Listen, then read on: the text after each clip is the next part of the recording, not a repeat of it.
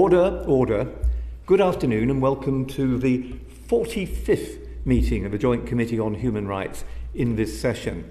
And I'd like to particularly welcome Dame Chi Unwara, who is the Member of Parliament for Newcastle upon Tyne Central and West, and Dame Chi is the Chair of the House of Commons Science, Innovation and Technology Committee, and she is guesting with us today, as she has done in an earlier part of this inquiry into AI and human rights. This is the sixth and final public session of our inquiry into AI and human rights since we closed our call for evidence back in September of last year. Members of the committee have noted that earlier this month, Zoe Hitzig, a researcher with OpenAI, announced her resignation with an essay in the New York Times calling deep reservations to her aid, worried about OpenAI's future plans, warning that ChatGPT had the potential to manipulate people in their data and was not being properly protected. And we've previously noted that Nobel Prize-winning scientist Geoffrey Hinton, known as the godfather of AI, left his role at Google, who were witnesses before our committee quite recently, in order to warn that AI poses an existential risk to humanity. So these are important and disturbing, troubling questions which we as a committee, which is devoted, our mandate is to the upholding of human rights, to explore those properly and competently. And we're therefore extremely grateful to our two witnesses who have joined us today. We're going to hear from two of the biggest names in artificial intelligence and digital technology sector. That's Microsoft and Meta. And they're going to share their corporate approaches to respecting and protecting human rights. Secondly, the committee will then welcome the Government Minister for AI, Kanishka Narayan, Member of Parliament from the Department of Science, Innovation and Technology, and he's just returned from India at the AI Impact Summit, which he attended in New Delhi.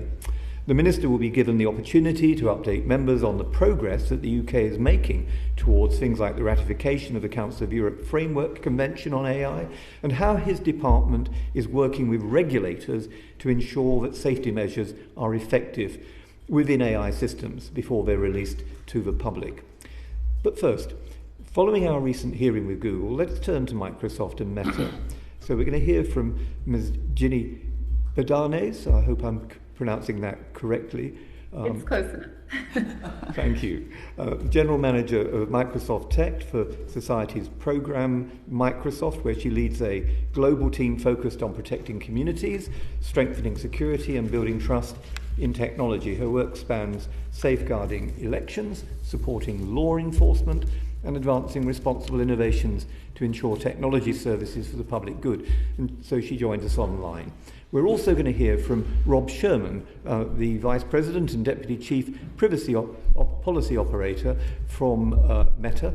Mr. Sherman leads the company's efforts to develop and implement policy solutions across its products and services, with a particular focus on data protection and emerging technologies like AI and mixed reality, in collaboration with governments and global experts. Since joining the company in 2012, Mr. Sherman's work has influenced nearly every major Meta project, like Meta Quest and Ray-Ban Meta Smart Glasses and Meta's business product suite. He's a frequent speaker on innovation policy and privacy and has represented the company before governments on 6 continents. So before turning to my colleagues, and we'll begin after I've asked the initial question to you by hearing from Sir Desmond Swayne, Member of Parliament, who wants to ask you about transparency. But let me open with the question that sets the scene for the others, which is about the balance that's got to be struck between innovation and human rights. So in your view, please, does the UK's approach to AI regulation, as outlined in the AI Opportunities Action Plan, strike the right balance between supporting innovation and protecting human rights? And if the answer to that is yes, are current UK regulations adequate to address the novel and evolving and emerging harms from AI, some of those I referred to in my preamble? And if no, what needs to change in the UK to address the most important and urgent harms and risks from AI? Who should we take first? Ginny, would you like to speak first? Sure, I'd be happy to. First, thank you again for including me here today, especially for accommodating me when I was not able to join in person.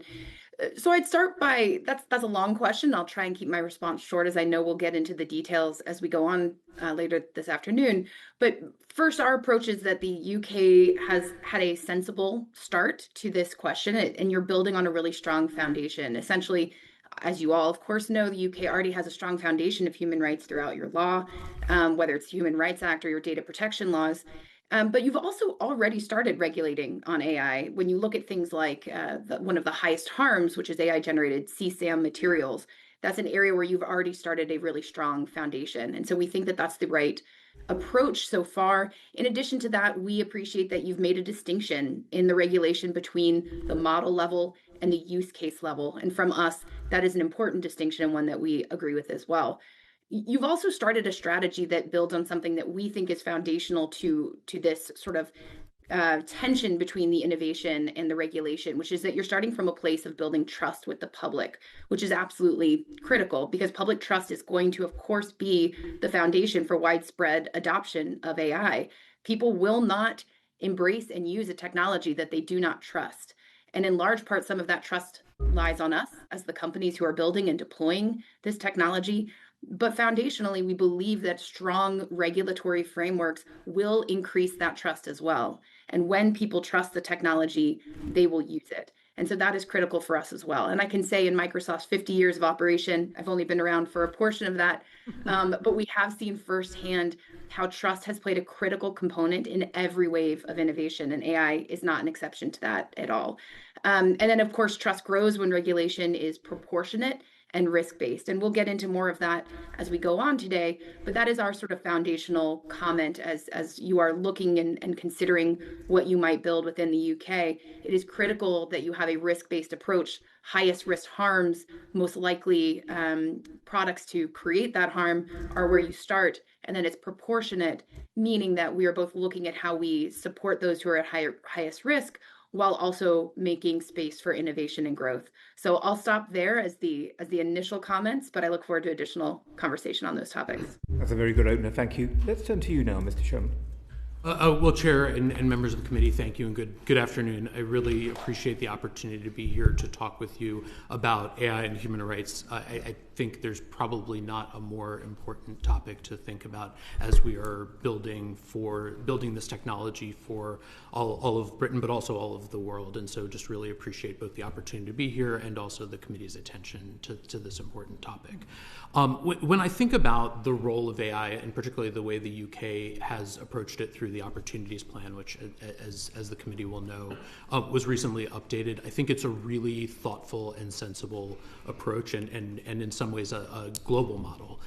If you look at the way that the Opportunities Plan is approaching AI, it's recognizing we're at an inflection point. We're at an inflection point where the technology has the opportunity to be pivotal and enable access and voice in ways that just were never possible before, and economic growth as well here in the UK. And so it's an important opportunity to both leverage that technology to enable people across the country, at the same time recognizes that there are real risks associated with the technology and we need to be thoughtful about it. And two things that I think are particularly helpful about the approach outlined in the Opportunities Plan.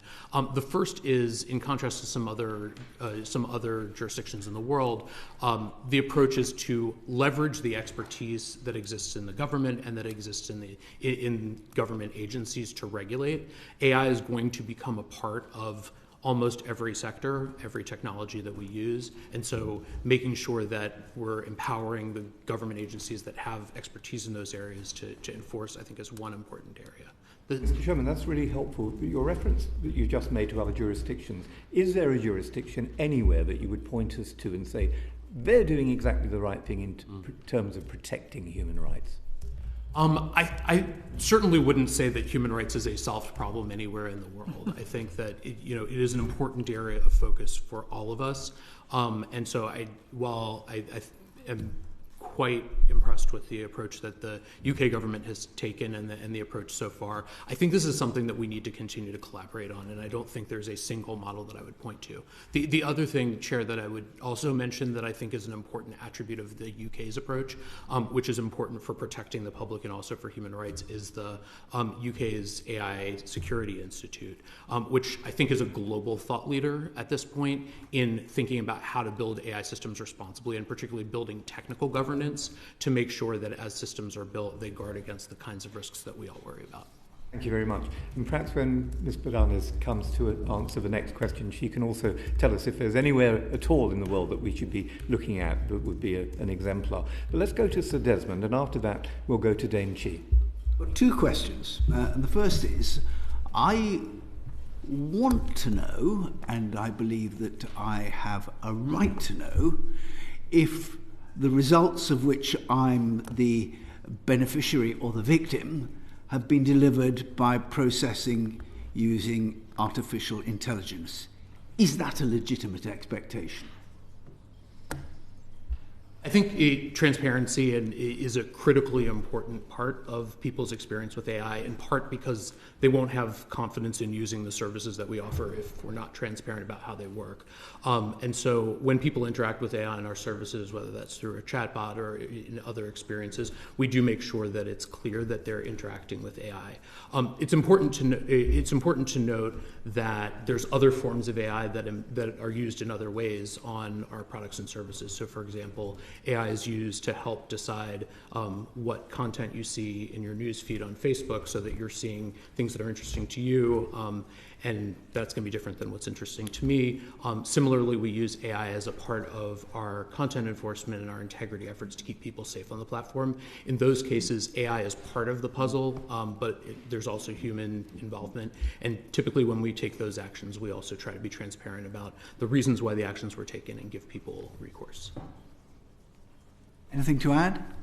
Yeah, I think it breaks into a few different categories when it comes to what your rights are in that situation. First is the question of when should somebody know? Essentially, I think if AI materially shapes an outcome, so for example, that affects your rights. So for example, decisions about opportunities or jobs, that's an opportunity where you should know that AI had something to do with that process. I think that is something that you deserve. And then to the point that was just made, when you're interacting with AI in a way that could be interpreted to be a human, I think you have a right to know that in fact you're interacting with an AI in that case. I also think it's important to talk about what transparency actually looks like. And this is a complicated situation, but disclosures are critical. There are a lot of details to be worked through about when disclosures should exist and in what way they should be labeled. But it is an area that a lot of work has gone in, and there's a lot of opportunities for in product notices and limitations and citations where you can. And then I feel like I should add that there's a really critical component around content provenance and watermarking that should be considered here as well. And this is, of course, more for videos and images and audio files. But there is some technology out there that enables technology companies and then platforms who are serving it up to essentially label when something has been created by AI. And I think that that's an area where we should really lean into as well. And then the final point is just more of like the who is responsible for that, because as a reminder, of course, this is a very long supply chain when you're talking about the AI lifecycle. So there are those on the developer side who have responsibilities. There is responsibilities at the deployment side, and then at the platform side as well. And then I'd finally add that there's, of course, always some responsibility with users, particularly those who are attempting to manipulate or mislead with that information that they're using those tools for. So you've touched on what would have been my second question, which is, so first of all, how do we enforce this? But second, how easy would it be to conceal? Like watermarking, for example, all the way around. Right. So there is no silver bullet to this question, which is why it is complicated. But so instead of saying yes, watermarking can be manipulated. And if it was the only solution to this problem, then I think we'd be in real trouble. The reality is there is a defense in depth approach that is being recommended as sort of a best practice in this case.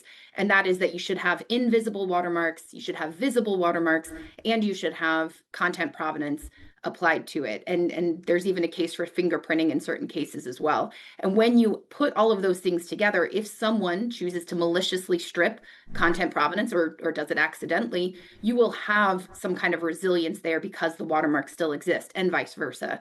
And so we do need to get to a place, to your point, of enforcement, where certainly as a tech industry, but I would say more broadly in collaboration with governments, that we come up with these best practices and enshrine them in a way that we are all following the same principles so that we have that resiliency in our system. One thing I would add, and I certainly agree with the importance of transparency, one thing that I would add is the importance of multi-layered transparency in terms of both communicating with people who use our services in a number of different ways, but also recognizing there are different people in the ecosystem who need different kinds of transparencies. For example, governments are going to be looking for different things than users, and experts are going to be looking for yet different kinds of transparency. So when we think about this, I agree with the point that was just made on transparency. So when our AI models generate photorealistic images, there's embedded watermarking within the image that identifies it as AI generated. When those images then are shown on Facebook, there's what we call an AI info tool that lets you understand that they're AI generated and get information about that. But then in addition, we also try to publish other kinds of information about other AI uses. I referred earlier to AI when it's used to show you different things in your newsfeed. And in that case, we have a feature called Why Am I Seeing This? That tries to explain to you the AI-driven decisions about what factors caused us to show you that. When it comes to disclosure to governments and experts, there's an additional layer that looks at, we publish transparency reports both about our overall human rights approach, which includes obviously our work on AI, but then also when we release a model, we'll publish details about what are the specific evaluations that we do, what are the specific risks that we looked at, how do we mitigate them, and then finally, I think there's often a concern about AI being a black box. One of our approaches is to open source our models, and I like to think of open sourced models as a glass box instead of a black box, in the sense that even if you don't necessarily trust all of the information that we put out, we hope that you will. But in addition to all of the disclosures that we have about the work that we've done, because models are open source, anybody who wants to can pressure test them and understand how they're working. Thank you very much. We're going to go to Dame Chi, and after that we'll hear from Dr. Peter Swallow. Thank you very much, and thanks to the committee for allowing me to guest. It's a great pleasure to be here. And I believe Meta will be before my select committee, I think on March the 11th. I'm not sure whether that will be you, Mr. Not aware of it, so it would be a problem if it were me. But we will be looking at the update to our social media and algorithms inquiry. We've already heard about rights and the multi-layers of technology that go into artificial intelligence. And a really important point for clarity is responsibilities, and particularly when it comes again to the question of regulation. So could you just say to me what your company, and I'll start with you, Mr. Sherman, what your company sees its responsibilities, your responsibilities, when it comes to the impact and outputs, two separate things, of artificial intelligence, firstly produced via your AI services, and B, shared on your platform? Thank you for the question. I think it is an immense responsibility that we feel as a company, that I feel, both, as you point out, building technology that enables people to create and share using AI, and also building platforms on which they can share. And so that's both a real opportunity, and I'm excited about the value that people get out of it, but also we do feel a real sense of responsibility for how that works. I'll talk just for a moment about how we approach that.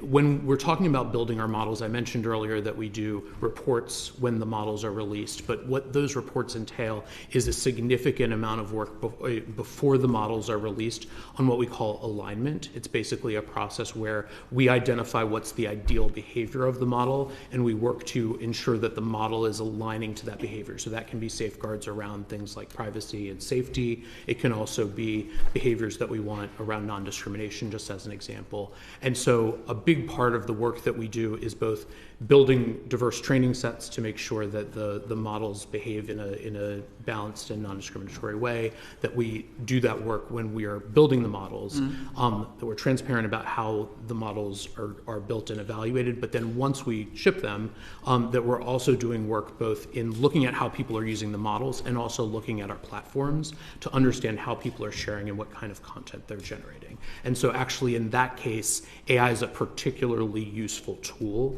for ensuring that we can spot harmful content on the platform, whether it's AI generated or not, and actually help us before things even get reported to us to take them down. So I think that we feel a lot of responsibility both on the building safe and responsible models and also on making sure that we have a safe and responsible community in terms of how people use our platforms. I do agree with what Jenny said earlier, that in addition to the role that we play, we also try to build capacity in people that deploy our AI models to make sure that they can deploy responsibly. So for example, we also open source technology that helps deployers of our models build these kinds of protections into their software as well. I think you're saying to the committee that you do feel responsible. You do see yourself as responsible for the impacts and outputs of the artificial intelligence. That's what your answer is. Ms. Bedanes. Bedanes. Sorry. Thank you. Sorry. Make it easier. So thank you so much for the question. We have a series of things that we call responsible AI principles. And I'll start by saying they are grounded first and foremost in our human rights principles as well. And so what we try to do is make sure that we don't just have nice principles that we put out into the place so that I can stand in front of you and say we care about responsible AI. The reality is it's critical for us to take them in and not have them abstract, but actually turn them into concrete obligations that go across the full AI lifecycle. And in fact, one of those AI principles is accountability. And it's saying that there are accountable people at the end of every decision, that we should not point just to technology, because we know that behind that are people and institutions, and they're the ones who really carry those obligations. And we take that responsibility as sort of an end-to-end approach. We look at things like how models are designed and trained, all the way through how the systems themselves are deployed, and of course into how they're used in the real world, how people are actually interacting with these products. The reason that's important is because responsibility does not stop at launch. We don't just put a product out into the world and say, well, we did all our work, we're good now. We recognize that it requires ongoing monitoring, feedback channels. We need incident response, and we need to be flexible and nimble enough to make changes when things don't go the way that we had intended. And we need to have that responsibility ourselves so that we can course correct. I'd also say that we focus on the most salient human rights risks, because there is a lot of risk out there to manage, and it is important that we start with what is most important. And so we did an independent assessment recently, a couple of years ago, to help us identify what are the 5 priority, most salient human rights risks when it comes to AI, specifically as Microsoft. And we identified those as AI development around bias and hallucinations, risks from misuse of unsafe deployment, working conditions in the AI supply chain, environmental impacts, and then finally inclusion and access to AI. And so our approach focuses first with those as our most critical human rights risks, and we govern around those. And then finally, I'll just say that and I already sort of mentioned this, but we believe that responsibility follows meaningful control. So essentially, when you look at the different layers of the cycle, of the life cycle, you've got those developers, deployers, and platform providers. They all have roles to play. And so where Microsoft has control, for example, through system design, our own policies, our access controls, we put binding requirements on ourselves on those to ensure that we have, for example, things like heightened review for sensitive use cases or high impact uses, rather than relying just on the voluntary principles that we've put out there ourselves. And then just finally, I'll say that we don't believe that companies can do this alone. And so I just wanted to reinforce that we do support clear, proportionate regulation and international standards that will make this accountability possible. Great, thank you. So just a quick follow-up. So you are both, I think, our witnesses are taking responsibility for the impact and outputs of AI. can I ask just quickly to say, so those AI is evolving, those impacts that are foreseeable, so may be foreseeable and may not be foreseeable on the long term. What responsibility what do you see as your responsibility for managing and responding to future and foreseeable harms to human rights? Just answer briefly, please. Sure. I'll just quickly add on and say we do our best to identify what is around a corner, and a large part of that is working with external stakeholders.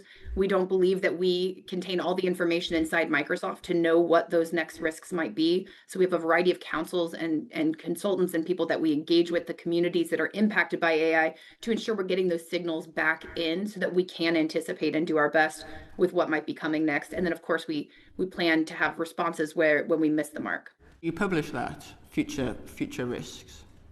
Yes, we do. We have within our transparency reports. Thank you very much. And at Meta, we have a corporate human rights policy that sets the company-wide standards under which we protect and uphold human rights. As a part of that overall human rights program, we have built what we call a Frontier AI framework, which is our policy for how we look as we're building novel models at what the risks are of those models, how we guard against them. And so we publish that on our website so you can see what the process is. But briefly, for both frontier models that we build and also any change that we make that involves AI, we have an internal risk process where we make decisions, where we evaluate the thing that we're proposing to change. We look at the risks, including human rights risks, of any proposed change, and we evaluate both the benefits of the change and the risks and adopt mitigations before that goes out. So that's a routine part of our process, and it's something that we take very seriously. It's become sort of foundational to how the company makes decisions about changes to our products. Thank you very much indeed. We're going to have to move on to Dr. Peter Swallow now, and after that we'll hear from Lord Murray. Ms. Burdaines, one of the features of using AI, I'm sure you're aware of, is you see a lot of M dashes. And there's lots of different theories as to why this may be. Some have suggested that it's because of the information that's plugged into models to help create them. A lot of 17th and 18th and 19th century literature. And this is a form of bias, a bias for an American M dash over a good old British N dash. There is also, of course, a lot of, on a more serious note, concern about how bias may creep into AI models because of the nature of the evidence that they're being built around. Literature from an earlier period of time is not known for its modern way of looking at social issues. Lots of concern about other AI models spewing, very alarming, racist, offensive content based on what it's been trained on. How does your company mitigate and address unattended bias and discrimination in AI model training data? And how are you monitoring the outputs to ensure that bias is not there? Sure. It is difficult to ever ensure that bias won't exist. We're humans, and it is inherently in all things that we do. We do, though, have an obligation to do our best to mitigate that bias and to have processes in place that will improve that situation. So we start by embedding it across the entire AI lifecycle. I'll start with the model development. Teams are required to assess the training data really carefully and then identify how representative it is. And if there are any gaps that might exist within the training data, looking for things like groups who might be underserved or misrepresented in that data, because it's not something we can just assume is not there. We have to actively test for it. We have to actively look for it. Because again, we ourselves are human and it's not something that will immediately be apparent to us. So we then apply something that we call systemic evaluation, which means that models and systems are tested, and we're using what's called disaggregated analysis, which is our way of saying essentially you can't just test one way, one time, and say this model's good. You have to have different contexts. You have to consider different groups. You have to have multiple different kinds of tests with those different lenses in order to get any kind of accuracy score that gives you any kind of confidence that the bias has been considered. And then just finally, I'll say it's not just at the model level, of course, because you can often see bias emerge through how the AI itself is deployed and used. And so that's where we bring in our higher risk or sensitive uses to subject those kinds of uses to additional human scrutiny to ensure that through an internal governance process that we haven't inadvertently introduced bias into a highly sensitive use case, and we have escalation processes around that as well. So there is no perfect solution to ending bias in these systems, and there's part of it is being cognizant of that and putting processes in place that can get us into the best place, so particularly those who are most underrepresented and vulnerable are represented in these models. You're able to have that level of control even though Copilot is powered by other models? It's an excellent question, because we do have, when we have our own models, of which we do have smaller models, we have more control, but we still run those that are presented within our systems through similar processes as well. And that goes to the deployment stage. So that's not the training side, that's not the development side, it is the deployment and then the platform side as well. So we uphold, even in those areas, the same principles. Shimon, did you have anything to add on M-dashes or anything else? I'm afraid that I am equally perplexed by the M- situation, so I can't assist the committee on that particular aspect. More broadly, though, on non-discrimination, it's obviously a critical priority from a human rights perspective. It's also a critical business priority, because if our models are biased, if they're behaving in ways that underserve some segments of the population versus others, or that don't fairly characterize certain views, that makes the products less useful to people. People are less willing to adopt them and choose our products. And so for both reasons, we spend quite a lot of time doing that. I agree with everything that Ginny said in terms of the training data being really critical, making sure that we have broadly representative training data that represents different views, different subsegments of the population, all of those things, having technical evaluations to make sure that we're guarding against it. The one other thing that I would add is the use of both human and automated red teaming. One of the things that we really try to do in looking at how the models can be used, and also because bias changes in society over time, the way that people may prompt our AI may change over time. And so looking at both adversarial testing, where we hire people specifically to go and look at whether the model is giving biased answers in some way, but then also looking at how people are using in production online, and if we see problems coming out. So we can both score those things quantitatively, but also look at them qualitatively to understand if the model is aligning with what we want. What would you say are the core risks to human rights posed by AI? I think it's a topic of much debate, as I'm sure in this inquiry you've heard a lot of different topics. The ones that I think most about are non-discrimination, which we've just talked about, also the right of privacy, the right of free expression. I think those are often top of mind when we think about human rights and AI, but there's also a whole lot of others.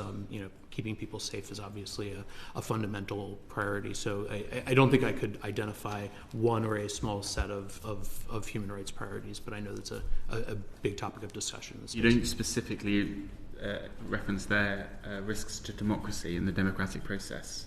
We certainly do think about that, yes.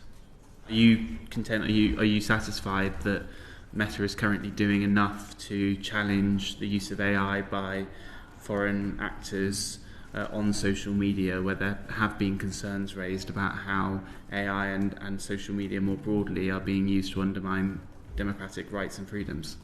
I would certainly never suggest that the work to do that is done, in part because some of the people that are trying to engage in those kinds of attacks are adversarial, and they continue to evolve their tactics, they continue to behave adversarially. And so we have dedicated teams at our company who really focus on this issue specifically. That involves a number of different efforts, one of which I alluded to this earlier, but just to come back to it, is the role of AI in actually helping us to identify and combat, for example, coordinated inauthentic behavior on the platform. So if people are trying to use our platforms to spread disinformation, we've actually been quite successful in using AI to detect those kinds of activities and deter them. We actually have just we published a transparency report on that activity as well. Happy to share it with you if it's useful. But broadly, specifically on that, because this is something I wanted to raise. Of course. Obviously, there is a huge role for Meta to spot some of these activities. I think also it's fair to say that individuals need to get better at being able to spot it. In recent, and I think as politicians, we see this in our day-to-day interactions on social media. In recent months, there have been an increase in the number of groups on Facebook where anonymous posting is becoming increasingly the main way of posting into those groups. Anonymous posting means that it is impossible for an individual who sees a post to be able to do any kind of due diligence into the person or bot posting it. Are you comfortable, are you content that this change in the way that people are using your social media platform is allowing them to safely interact, free from bots, free from AI, free from foreign influence, using these tools to undermine our democracy? It's an important question, and you asked earlier about how different human rights play into our calculus. One of the things that we thought a lot about, and as you'll know, by default, Facebook is a real identity platform. You identify yourself. It's not by default, is it? Because in all of these groups, you have people posting as anonymous users, and there is no way of qualifying for an individual who is responding to those posts, seeing those posts, whether the person at the other side of it is their neighbour from across the road, or is somebody in Russia, or is from a bot farm in anywhere around the world.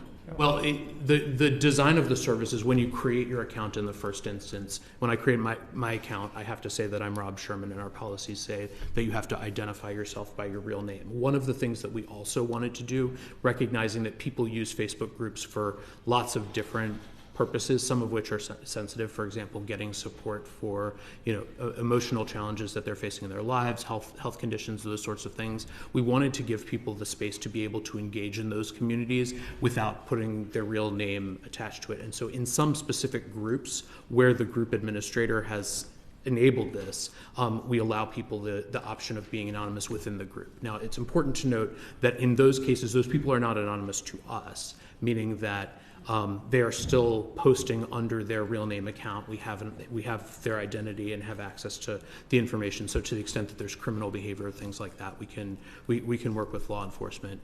And in addition, we have some of the measures that I talked about to guard against inauthentic accounts, bot farms, things like that. And we've been pretty successful. I would not say 100% successful in addressing that problem. I do think that you pointed out, I think a thing that is important, regardless of whether we're talking about anonymous speech on Facebook or whether it's anonymous speech anywhere on the internet, I do think, and I would encourage, and I think the company would encourage people to be thoughtful about the sources of the information that they consume. And so if you're getting information that comes from somebody anonymous in a health support group, for example, that may be a really positive source of emotional support for you. I wouldn't, for example, conclude that that person has medical expertise. And so making sure that we are clear with people about what level of confidence they can have in who's talking to them, I think is another important piece of this. I'd suggest there's work to do. Ms. Bodanes, just very quickly, because I think that the final question is important to be asked. How would the development and implementation of universal rules for AI risk management impact human rights? It's hard to know exactly how those are going to be actually laid out. I would say that it is important, though, for there to be some coherence across multiple jurisdictions. It's challenging for both the technology companies to comply, but also for the actual desired impact of those rules to be effective if they're fragmented across jurisdictions. So I would essentially say I am hopeful that we will get to a place where there's more coherence and that the application of universal rights could be a platform for that. Thank you very much. Now, Mr. Sherman, in answer to Dr. Swallow, you said you had some more information that you could share with the committee. I think we'd be very pleased to see more of that policy background. Absolutely. Happy to do so. Thank you very much indeed. I'm always the enemy of the committee because I'm always looking at the clock and my colleagues know that I have to try and move us along. We're going to hear from Lord Murray of Blidworth in a moment, and then after that from Baroness Chakrabarti. Yes, so we're going to move on now to discuss accountability. and AI. I've got to put to you some easy questions, and then Lady Chakrabarti is going to put the hard questions. So the easy question is this. If I ask a large language model a question, will it tell me the truth? Mr. Shah. Well, it's certainly designed to tell you the truth. I talked earlier about the alignment process, and one part of that is teaching the models to give factual information wherever they can, and also to be transparent if they lack confidence in an answer. So there are some things that are not fully knowable. I certainly would not say that AI is always going to give a 100% accurate answer. There's a challenge that exists for our models and for all models in the industry called hallucination, where models can give incorrect information. And so that's why, among other things, it's important, as I just talked about with your colleague, to be thoughtful about the sources of information. It's also why when our AI gives responses, it cites to sources, so that if you want to know where a particular piece of information came from, you can do additional research. As between yes, no, and maybe, you said maybe. So the goal is for it to be factual and to be clear when it doesn't have confidence, but that's not always consistently something that the model does. Thank you. Ms. Badanes, what do you say to that question? I mean, I think it's incredibly difficult to ask a large language model to consistently provide you with the truth, in part because of some of the just sort of inherent flaws of the way the systems are designed. I do expect they will continue to get better, but also because truth is at times subjective, and it is a challenging environment to guarantee or ensure anything. All that being said, I think it's really important to focus on how do we use these models? What are we using them for? And what are our obligations as technology companies to both educate and to work on things like media and AI literacy around these, but as well as to make it clear what the purpose of a model is. This is where model cards and system cards are really effective tools for transparency. If you are going to a model and the purpose of, or a system, and your purpose is to write a fan fiction novel, then it's maybe not the place where you're going to necessarily expect the most truthful answer. Whereas if you're going to a system and the purpose of it is to get the latest on the news of the day, then that's an environment where you have a higher expectation to get truthful information. And in that case, you would expect things like citations that link back to real articles that have real accurate news reporting and information. So I do think we all have a lot of work to do in this space. Part of it is the expectations of what these systems should provide, and part of it is making sure we're working on things like media and AI literacy for those who are consuming it on the other side of the screen. So as far as trying to generate trust in the answers given by LLMs, you both point to extensive citation by the machine to indicate where the sources have come from. Are there any other steps which you would suggest that could be taken to encourage trust in a way that is obvious to the user of the LLM? Well, I would suggest two things. The first is, as we talked about earlier, making sure people understand when they're interacting with an AI, and also they're understanding the context in which the AI is operating. That's something that we try to tell people and give people information, for example, about the fact that AI may not always be accurate, and just educating people about that is important. The other piece, which is less for individuals, but I think is an important accountability mechanism for society, is the technical evaluations that I alluded to earlier. Among the technical evaluations that we run, there are some industry standard ones that look at helpfulness and accuracy and alignment of the model's responses with factual information. And so you don't have to simply rely on us saying that our models are reliable, although we hope they are. But one of the things that independent people can do is they can compare our models with other companies' models to see how well they stack up around this. And again, nothing is 100%, but it's certainly a goal. And I think the fact that there's data published around it is a helpful accountability measure.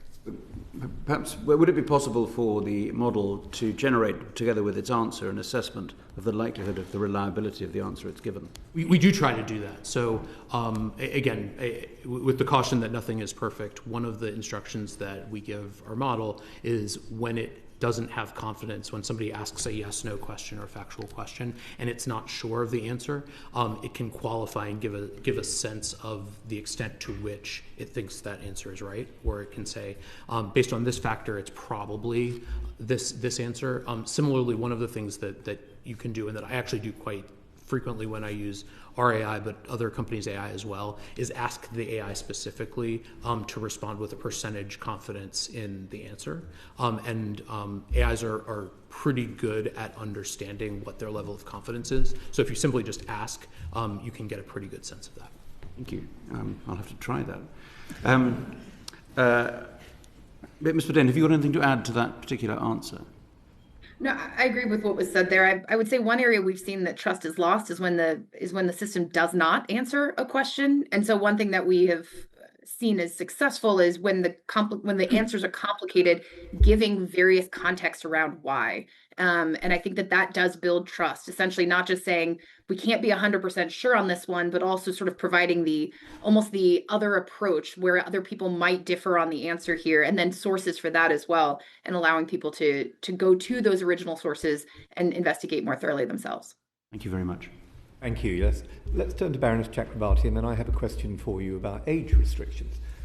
So given the answer that nothing is perfect, if an individual relies on incorrect, fabricated, or even manipulative outputs from models and suffer human rights harms as a result, for example, I don't know, incorrect legal advice or worse, or find themselves in a suicidal position that they've been encouraged towards, who should be held responsible and who can be held responsible?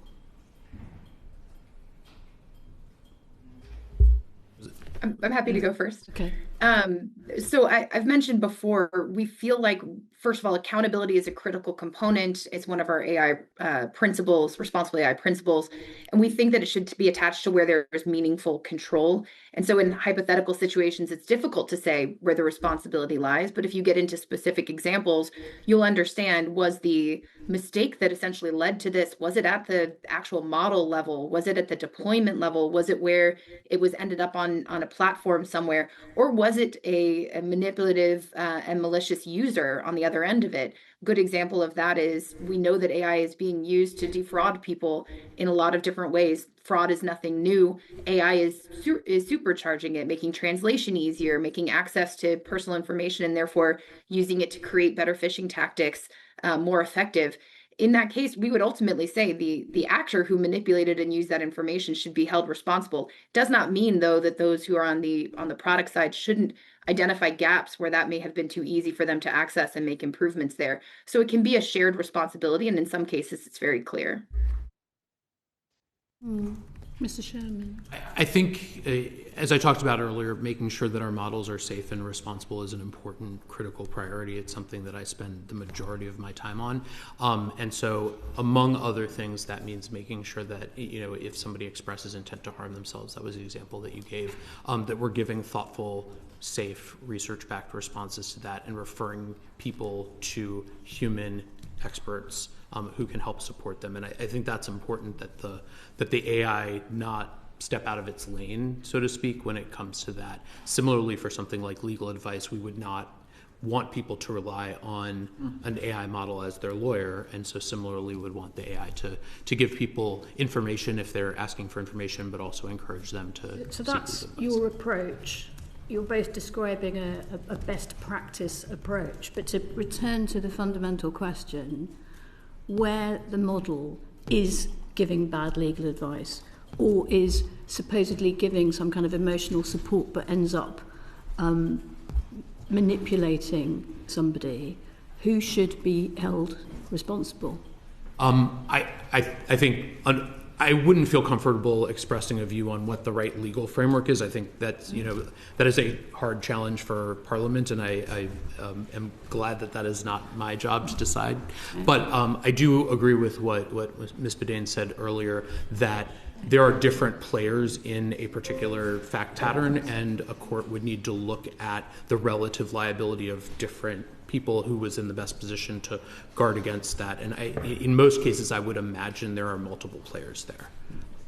Okay, that's interesting. So that's multiple players at the corporate end. But my next question is about multiple players at the regulatory end.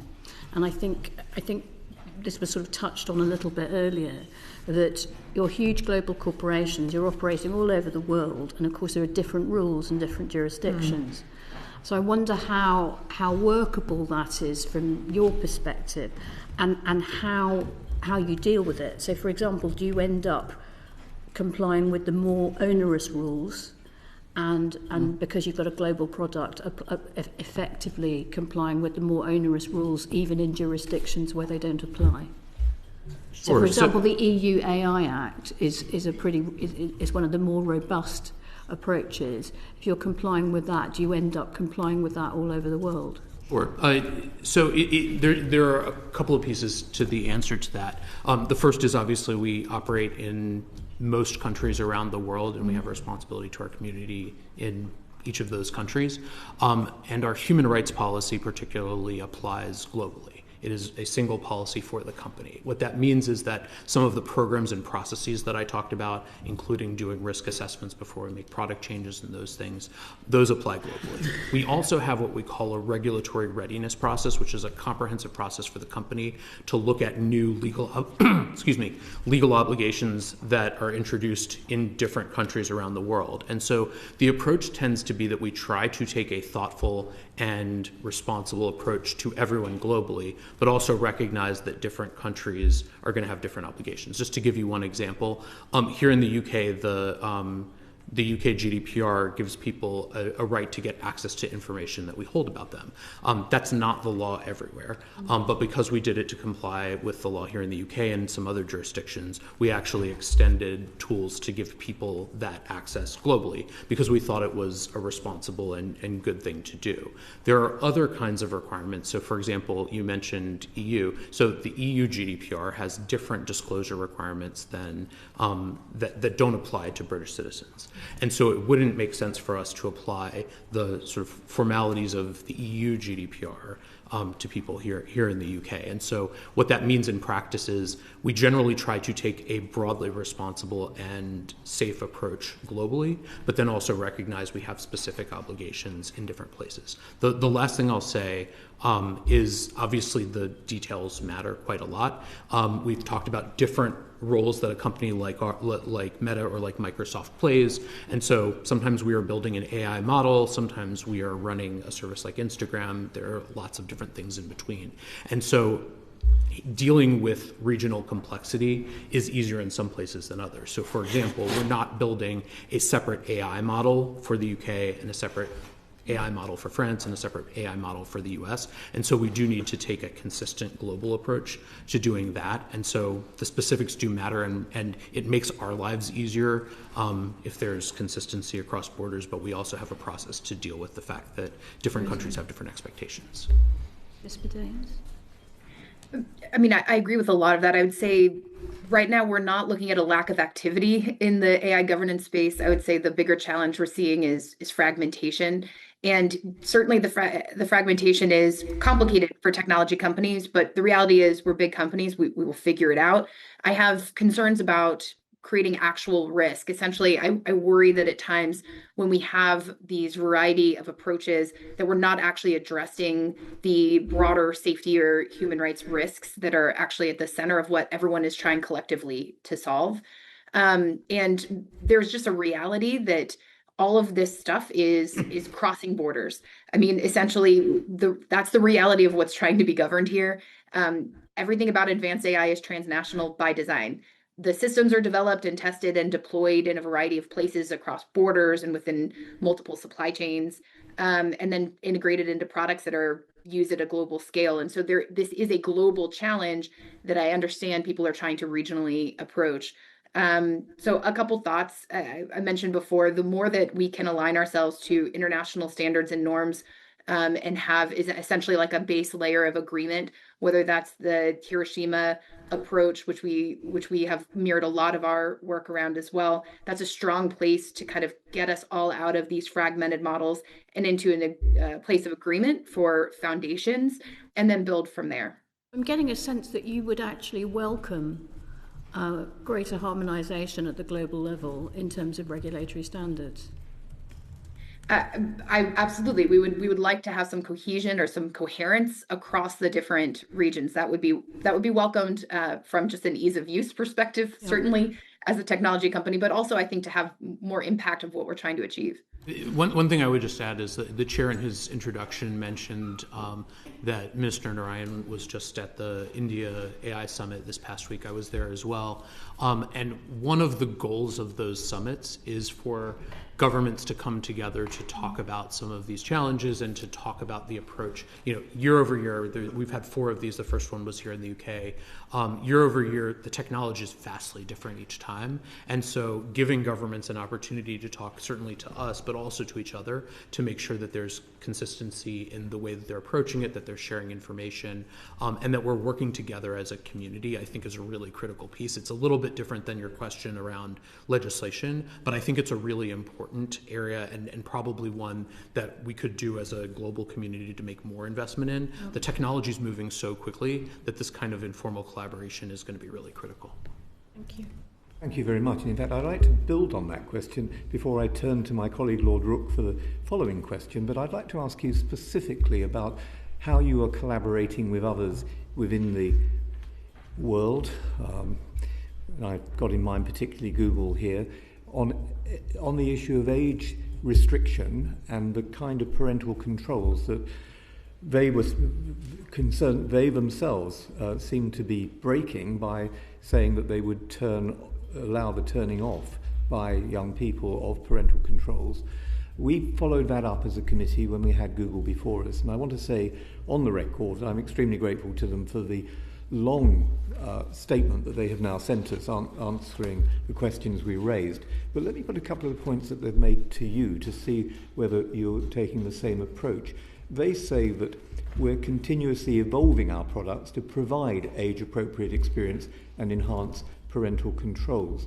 And they admit that there needs to be a change in this idea that you might enable children to turn off parental controls. They say under our planned policy update, any supervised minor will have to get parental approval before they can turn off supervision. And they say our focus remains on empowering families with the tools they need to navigate the digital world safely. And elsewhere in this long statement, they say this year we begin testing a machine learning-based age estimation model in the US, and we believe actors across the digital ecosystem, i.e. Microsoft and Meta and others, have a role to play in ensuring age-appropriate online experiences. So if I may, let me ask you that one way to protect children from adverse outcomes might be for their fundamental human rights to be protected by age controls across products and services that use AI. So in what circumstances should AI systems and products be subject to age restrictions? And are you also, along with Google, looking at ways in which that can be managed? Mr. Sherman, should we start with you? Thank you, Chair. This is a really critical area of focus. It's something that's essential to us as a company. Making sure that young people are safe on our platforms is really critical. I should also say that I'm myself a parent. I have an 11-year-old and a 14-year-old at home, and so I'm sort of in the age range where these kinds of questions are particularly salient for our family, and we have lots of conversations about them. So I think about this a lot. Absolutely, this is a thing that companies like Meta, you mentioned Google, Microsoft, I'm sure would include themselves in this, have a responsibility to do work around this. And so we have taken a number of steps to help keep young people safe on our services, including within our AI. And I should say that a lot of this actually has been informed by the work that's been done here in the UK. Obviously the Online Safety Act, but before that, the Age Appropriate Design Code was very influential in our thinking about how to build multi-layered protections for youth online. So for example, we rolled out teen accounts on Instagram. So if you sign up for an account on Instagram and you say that you're 16, by default, you will start with a more restrictive experience. If you're an adult, your account How do you verify that? So I think that we have a number of measures in place to do that. The first is obviously we ask. We also use, you mentioned the use of machine learning. This is something we've been doing for several years at this point, using machine learning models to predict if somebody is likely not telling us the truth about their age, so we can use those additional signals. The challenge that we face, and candidly, that I face as a parent is each app is doing that individually. And so I think it's certainly a responsibility of a company like Meta to make sure that we build age-appropriate experiences into our app, that, you know, the teen accounts that has, you know, more private, more restrictive experiences, a really critical example of that. We also have a responsibility to build parental controls so that parents can make the choices that are right for them. But I think this point that you're raising about how we validate age is a really challenging one, and it's an area where... Sorry to interrupt, but is it true that even things like library cards are used as a form of verification? Because that doesn't seem very robust to me. Well, I think we have a number of different methods that we can use for age verification. Typically, we do use birth certificates or government identification. We also have some AI-based validation methods that we can use. But I think one of the core challenges in the industry, which is not a Meta-specific challenge, is as a parent, I have to go from app to app and do different verification methods in various places. Some of them are more reliable than others. Some of them require me to give my credit card. Some of them require me to give my personal information, or my child to give her personal information. And it's just inconsistent. And I think both for me as a parent and also for us as a company, having that done at the platform level, where if it's an app on Android or if it's an app on iOS, then that would be done once at the platform level, and then we would just be told this user is 16 or this user's over 18 or whatever it is, and then everybody would build the appropriate experiences based on that. And I think that's not something that exists in the ecosystem now, but that I think would be valuable. Okay, that sounds as though we want to explore that a little bit further. Perhaps, Ms. Bardanes, can you build on that for us? Sure. Well, I mean, this is foundationally important when we talk about human rights, to talk about the most vulnerable and the highest risk communities. And I'm not sure you can get much higher risk than children and youth. And so it's critically important. The other thing to note, though, of course, is with AI, you're just going to have a variety of different experiences. There are lots of different programs. This is sort of getting to the previous point. Their experiences are going to vary wildly depending on the system that they're using and the context of which they're using it in the first place. So I'm going to sound like a broken record, but it is why we talk about the risk-based approach rather than trying to apply something like a single age threshold across all AI tools, because we think that we have stronger safeguards to apply where the risks to the children are higher.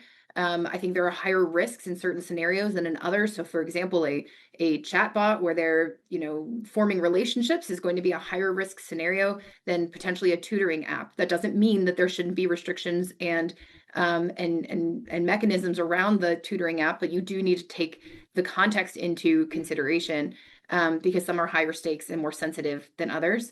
And then I would say from an operational perspective, it's not just about restricting access. We also need to build these age-appropriate design and safety guardrails. Again, I think I'm just echoing what was said previously, creating clear boundaries into the system from the very beginning.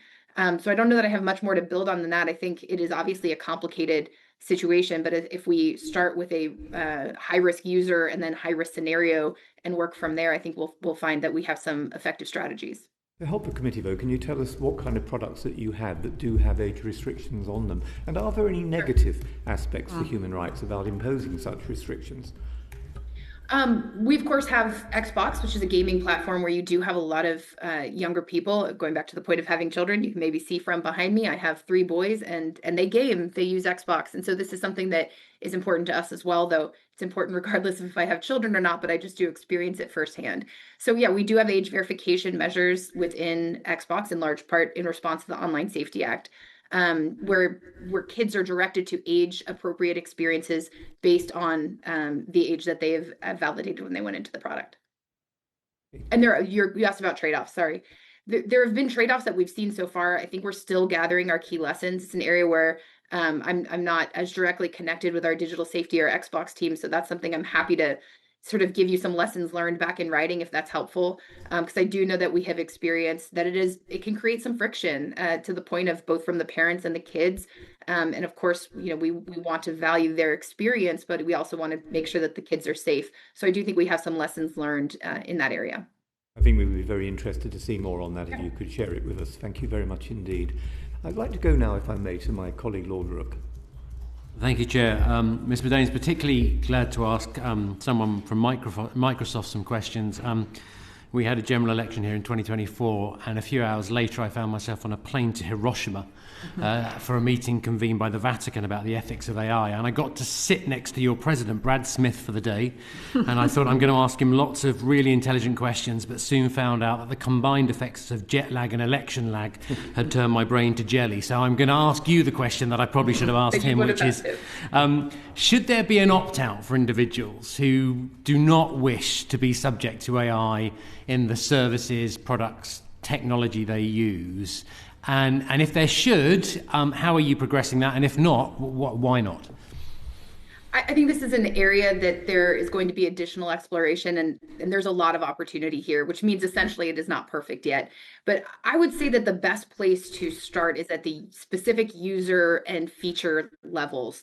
And there are a lot of those features currently available where you can opt out. It is hard at this moment to know from a data perspective and every single thing that you do where you can opt in and out. It's something I would love for us to explore with you all as you have thoughts on it. But there are some good practical ways that you can opt out of engagement. There are also ways that we've seen from an opt-out perspective, and I recognize this is a little different than your question, but I just want to address it, which is around the use of data, for example, from organizations. There are features where a website can choose to opt out of having their content made available for training of models, that kind of thing. So there is progression in the space of opting in and out, but I'll be completely honest, I think it is an opportunity for additional growth.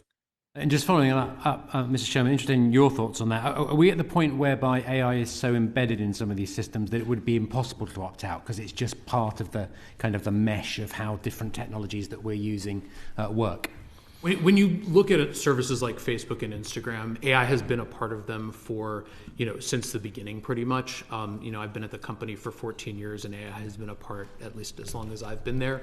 And we talked earlier about some of the ways in terms of choosing what you see in your news feed, or helping to deal with spam and do spam filtering. There's a wide range of ways that AI is used. So I don't think it would be real. And I should say also, if you project forward a couple of years, I think that's going to be even more true in more segments of the population. Like AI will be embedded in technology in the way that internet is embedded in a lot of our lives today. And so I don't think that opting out of AI as a technology is probably realistic. I do, though, think that it's really important for people to have control over what experiences they have and how they engage with technology, which is why, for example, you may choose that you don't want to use Meta AI or a chatbot when you use our services. You can still browse Instagram, and you can still engage with the people that you're friends with and do all of that, and then just not choose to use that part of the service. So I certainly think that that's available, but I would caution against an idea that we can sort of wall off AI from the rest of technology. So moving to a slightly more apocalyptic zone, in 2023, a statement from the Centre for AI Safety, signed by many leaders in the tech industry, warned of possible risks of extinction from AI. I'm interested to know how you're managing existential risks to human rights, such as human extinction, for instance. And if not foundation, for instance. I know, just as a starter, then you can develop this from there. And if not foundation model developers, who should be responsible for addressing some of those really serious risks that this powerful technology could create? Well, it's certainly a discussion that we have in our company and the industry, and it's a discussion in the AI space more broadly. One thing that I should say before getting to the specifics of your question is we often, my company does this, other companies often talk about superintelligence or AGI or some of these big terms as though they're a binary, right? That, today we wake up and there's no AGI, and tomorrow we wake up and there is AGI, and things have vastly changed. I think the reality is maybe a little bit less exciting and a little bit more mundane, which is that the technology will continue to iteratively improve, day over day, week over week. Along with that, the possibility and the opportunity of the technology will increase. The risks also will increase, and our ability to use technology to guard against those risks will all increase. And so I don't think we're in a situation where we're going to wake up one day and the world is vastly different. I do think that there's time to look at technology and evaluate it, to make sure that we understand what the risks are as things are being developed and as they're deployed, and to build safeguards. So in general, I think that's important. I will say that I think that for us or any foundation model developer, thinking about the full range of risks is really important. We have teams at our company who literally just think about this. And so we've published, I think I referred to it earlier, but our Frontier AI framework, which talks about the program that we have in place to evaluate models before they're put into the world for things like chemical and biological weapons risk or cybersecurity risk or these kinds of things. And so it's an important part of our process both before and after we ship models to look at those things. In addition to us doing that, we are working with governments, we're working with experts in the private sector that we hire to help advise us on these things, and so that's really critical. The two things I would leave you with, one, I think this is an ongoing, I referred earlier to another kind of adversarial threat. I think this is a thing that we need to continue to work with governments on. Governments have intelligence that we don't always have, and so making sure that we're collaborating, that's an important priority. But in addition to this, I would also just say, I worry sometimes, while the risks that you're talking about obviously are extreme, they're also remote. And so when I think about where I spend my time or where companies like mine should spend their time, that they need to think about those risks, but they also need to think about some of the more here and now risks that we've talked about earlier today. And so I think we feel a responsibility to think across that spectrum. That's really helpful. Ms. Badanes, are there areas where Microsoft is concerned or working around the potential for existential risks from AI and how you combat those and put safeguards in place? Right. Well, this is a primary key example of where these sort of international gatherings and frameworks are so critical and important, and they bring multiple stakeholders together. And while this may be a low probability example, it is still extremely high risk, as I think we've all acknowledged. So that's why the Seoul AI Summit that brought together a framework around how we would respond to this sort of existential risk statement was so critical. And really a lot of what was just said by my colleague at Meta is what I would say too. And that's in large part because I think we're all building from that same framework. So we also put together a frontier governance framework, is what we call ours, where we look over the risks that are coming from chemical and biological risks, cyber operations, advanced autonomy, loss of human control. These are sort of the categories that were identified as the most existential risks. And we've also put together our own testing, red teaming efforts around what those would look like. But that's really similar to what you're hearing from others in industry, which is, I think, a promising approach that says that we're all adhering to this international framework that that included expertise from a lot of different areas. And then we are also, as part of that, not requirement necessarily, but as part of that commitment, we are also engaging with independent experts, people outside of our company, people who have expertise in these areas, to ensure that we're informing the way that we're approaching our own governance framework. So I think that's a really, more than anything, it's a strong endorsement for why we see value in creating these broader frameworks that we can all align to and then execute, of course, independently relative to our own products and services. Thank you. Before we go to Sir Desmond Swayne for the final question, I just want to go a little bit further on what Lord Rooke has just asked you about. And I mentioned Geoffrey Hinton's remarks at the beginning of our proceedings. He is the godfather of AI, after all, and it was he who coined the phrase about existential risk. But some of us have also read as a cheery thought over the Christmas period the book, If Anybody Builds It, We All Die. Now, we're not apocalyptic here, but we are here to defend the human rights and the safety of our citizens and to recognise that there may be real threats. And when we see people leaving the industry, including people from your own companies and those associated with others I've mentioned in the course of the proceedings, when you see them leaving because of their concerns that AI represents, and because we're well aware of the malign actors in the world who don't maybe share the ethics that you have been expressing here today, what more can we do to ensure that there is a robust international architecture to defend us as best we can from what are the potential threats that others have identified? Ms. Badanes, would you want to go first? Sure. Well, it's never ideal when someone leaves a company where they feel like for some reason they weren't able to be heard in that environment. So while this is a very small thing, one thing that we've implemented and put into place because of this concern is we actually have put together a very specific, it's a simple tool where employees can go and if they would like to express concern about the way our products are being either built or implemented or even used by our own customers, where they believe that it goes against any of our human rights commitments or our responsible AI principles, they can do that and they can present evidence and information they have. This is again a small tactical thing, but it is important that we make sure we do not close out dissenting opinions within the companies, because as we are building these technologies, it is critical that we identify where the concerns are coming from. And if people feel like they're not being heard at the company and they have to go externally in order to do that, that's not ideal. As far as ways that we can improve on it, look, I'd say that there are a lot of really complicated challenges that we, and I say we as a large society, have been able to resolve that have had similar roots. So I would look at how we address nuclear challenges initially. I'd look at maybe less existential risk, but still clearly complicated challenges like airplanes. How have we ensured that an airplane can take off in one country, fly over to 5 others, and land in another country, all committed to similar standards and agreements of safety and what that looks like from an interoperability perspective. So I do think we have frameworks we can build on. I don't think we're starting completely from scratch. This is not the first time we as society have addressed these existential risks. But of course, there are going to be new components that we need to incorporate into them. That certainly gives us a more optimistic view and rather more realistic one as well. So, Mr. Sherman, do you want to quickly add to that? And then we go to Sir Desmond. Thank you, sir.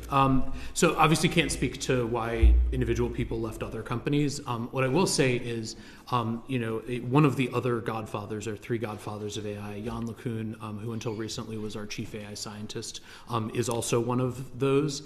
He recently left the company, not to leave the industry because of concerns, but actually to go and build a startup focused on a different kind of AI development. But one of the things that he has said is that actually the concerns that you alluded to from some of his colleagues that are not going to come from the current generation of models at all. And again, I would defer to, I am not one of the godfathers of AI, but I think what Jan would say is that actually the current generation is relatively nascent relative to where we are going in the kind of technology. And so, I think he would say that this is not the thing that he is most worried about right now. That said, you asked a question of what more can we do, and I think there's a really critical answer there, which is I alluded earlier to the UK AI Security Institute, which I think is a leading voice in the global debate on these issues and is really sort of the thought leader globally when it comes to this. What they have been focused on is technical evaluations. How do we not only identify the kinds of risks that we would be worried about, but actually build technical measures where we can look at a particular model and see whether it presents the kinds of risks that we're talking about, and if so, take action to mitigate those risks or withdraw the model or whatever the case is. And one of the things that they've started doing through a network of safety and security institutes globally is collaborating on doing these evaluations. So for example, this past year, the UK AC, along with some of its colleagues in other countries, used our Llama open source model as a test, in addition to some other models, for cross-country collaboration on testing. And they were able to build a methodology where governments could collaborate with each other to do the kind of risk evaluation that we're talking about. I think that's a really important area to build on. Thank you very much indeed. Sir Desmond. Imagine that you are in the shoes of the chairman of this committee, Lord Alton. What would be the 2 most important recommendations that you would want to see in our report? I can start. I appreciate, first of all, the work of Lord Alton, but the broader committee. This is, as I said in my introduction, a really critical area of focus, and I'm just grateful that the committee is spending time on it. 2 suggestions. One, actually building on the point that I just made about the safety and security institutes globally. I think there's a real opportunity when we think about, when we think about the kinds of risks that we're talking about here, to build consensus across governments and with companies on the technical solutions, and either to evaluate whether risks exist or to mitigate those risks when they exist. And I think there's a real opportunity to invest not only in identifying those risks, but actually in building technology, because I think that will help companies like ours to align our approach to global expectations around human rights, safety, and other concerns. consideration. So that's one. The second one, going to the bias question that your colleague asked earlier, I alluded to this, but I think it's a really important point that often gets overlooked. AI models are trained on a large volume of data, and inherently they know what they're trained on. And so one of the things that we spend a lot of time thinking about is how to make sure our data sets are broad and broadly representative so that they can serve not just the majority in a community, but they can serve all of the different parts of a community. That's something that's partially our responsibility, primarily our responsibility. But I think in thinking about the equities that the committee identifies and where public policy can also go, I would encourage you to think about how to encourage that. Oh, thank you. And what would you like to add, if anything? Yeah, one is a bit high-minded and not too different from what you just heard, and then the second is a bit more tactical. So this is going to sound like a broken record again, but I would encourage you all to adopt interoperable risk-based obligations for high impact and high capability AI systems. And then the second one, which is a bit more tactical, is focused on content provenance. And I know we talked about this earlier, but I'll come back to it and say, I think that when we are able to embed content provenance and watermarking and AI labeling experiences, we will, once we all start doing this in a more collective way, we'll really have an almost immediate impact for end users who are trying to make sense of what they're engaging with online in a world that right now is quite confusing to them. So I think that's one fairly easy and if done collaboratively way that we can start to have impact for real world people. Well, Ms. Mardanes and also Mr. Sherman, thank you very much indeed on behalf of the Joint Committee on Human Rights for giving us such an interesting and lively set of answers to the complex questions which colleagues have posed. Our clerks may be in touch with you afterwards because this is always the beginning of a conversation rather than the end of one. We've told you that, and Sir Desmond has just mentioned, that we will be now in the throes of writing our heads of report and then a full report once we've met the Minister who comes in next after we conclude this part of the session. And we'll be always pleased to hear from you if there's more that you feel you'd like to say that we didn't cover sufficiently, or some things that were maybe perhaps off-piste, but nevertheless ought to have been on-piste and that you would like to include in the evidence that you've given us. So don't see this as the end of the conversation, see it as I say the beginning. And Dame Chi mentioned to you also that her own committee will also be looking further, as other parliamentary committees across the House are. But for now, thank you very much indeed for giving us your time, your expertise, your knowledge. It's been greatly appreciated. I bring this part of the proceedings to an end. Order.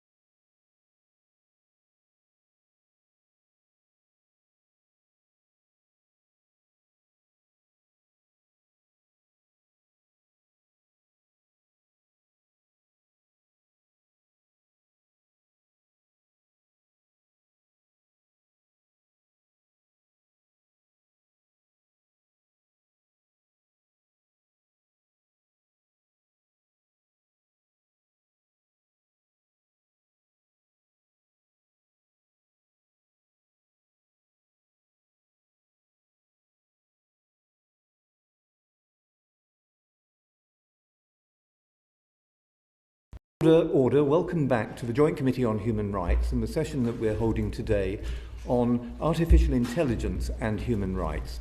We've heard already this afternoon from two of the big players, the corporations involved in this. We were listening to Microsoft and to Meta. We've previously heard from Google. And now we come really to the ultimate part of our oral sessions, and that's to hear the Minister, Kanishka Narayan, who's Minister for AI in the Department of Science and Technology and Innovation. He was appointed as Parliamentary Under-Secretary of State in the department on the 7th of September 2025 and was elected as Member of Parliament for Vale of Glamorgan in July 2024. Minister, we know that also you've recently been in India, in New Delhi at the conference that was being held there. It was referred to in our earlier session. So we know that you're probably a bit jet lagged, and for that reason alone we're very grateful to you for spending time and coming here today to answer our questions. You know many of my colleagues from around the table. We have 6 members from the Commons, 6 members from the Lords, and as the name implies, we are a committee whose mandate is to look at human rights where it's written into the DNA of each and every department. And especially when sometimes departments themselves feel that their only preoccupation should be with the subject matter that they're dealing with. So we occasionally have to say to them that they have other responsibilities too. And I think you know probably what I'm driving at in that remark, and I know that one or two of my colleagues will explore it further in terms of how we ensure that there is cross-departmental interest in human rights questions. So if I may, if I can just ask a curtain-raising question before we turn first of all to my colleague Baroness Chakrabarti, who's going to ask you about upstreaming risk and pre-deployment testing. But I'd like, if I may, to just ask a general question about the government's approach to AI regulation. We heard a lot about the AI Opportunities Action Plan in earlier evidence to the committee. It's been criticised for prioritising innovation at the cost of effective regulation.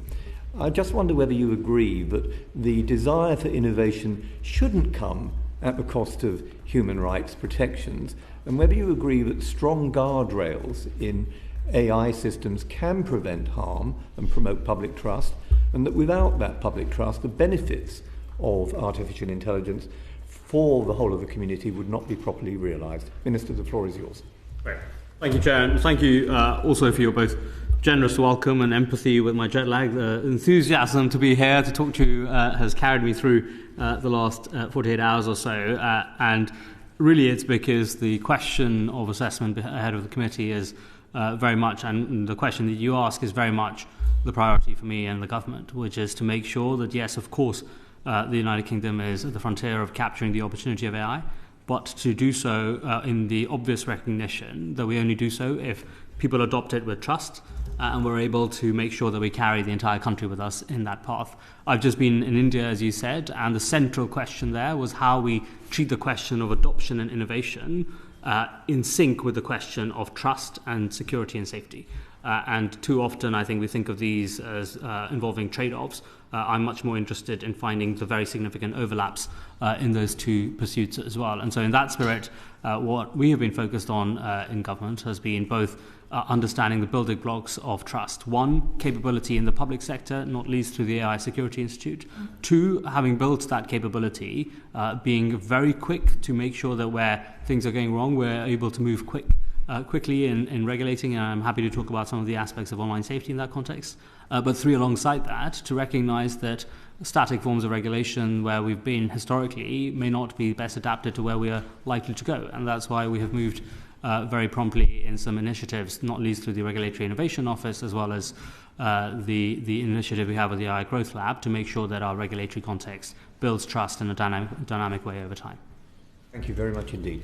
Lady Chakrabarti, and then we've got some further questions. Thank you, Chair. So, Minister, the committee's already heard from several witnesses who suggest that managing risk upstream, so right at the design and development stage of the AI life cycle, is the best approach to preventing human rights harms.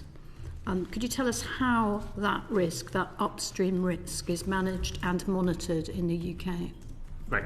So I think one of the things I'd really flag here is that we should talk about risks that are specific, because one of the views that we've taken is that when we are able to talk about the particular risks and harms that might be of concern, we're able to regulate it better.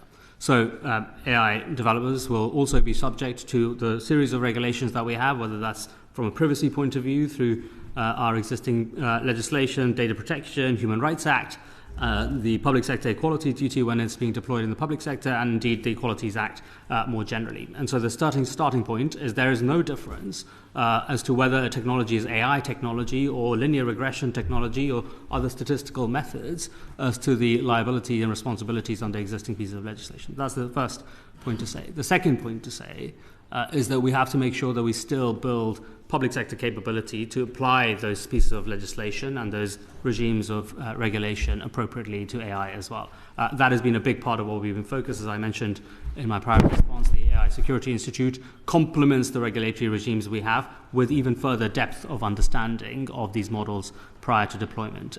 I think you will have heard from some of the regulators, hopefully, but I'm aware that the AI Security Institute, for example, coordinates and speaks often to representatives in Ofcom, as do I, to try and make sure that Ofcom's regulatory functions are being appropriately deployed upstream, as well as subsequently in light of the information that it understands from other regulators and government bodies as well.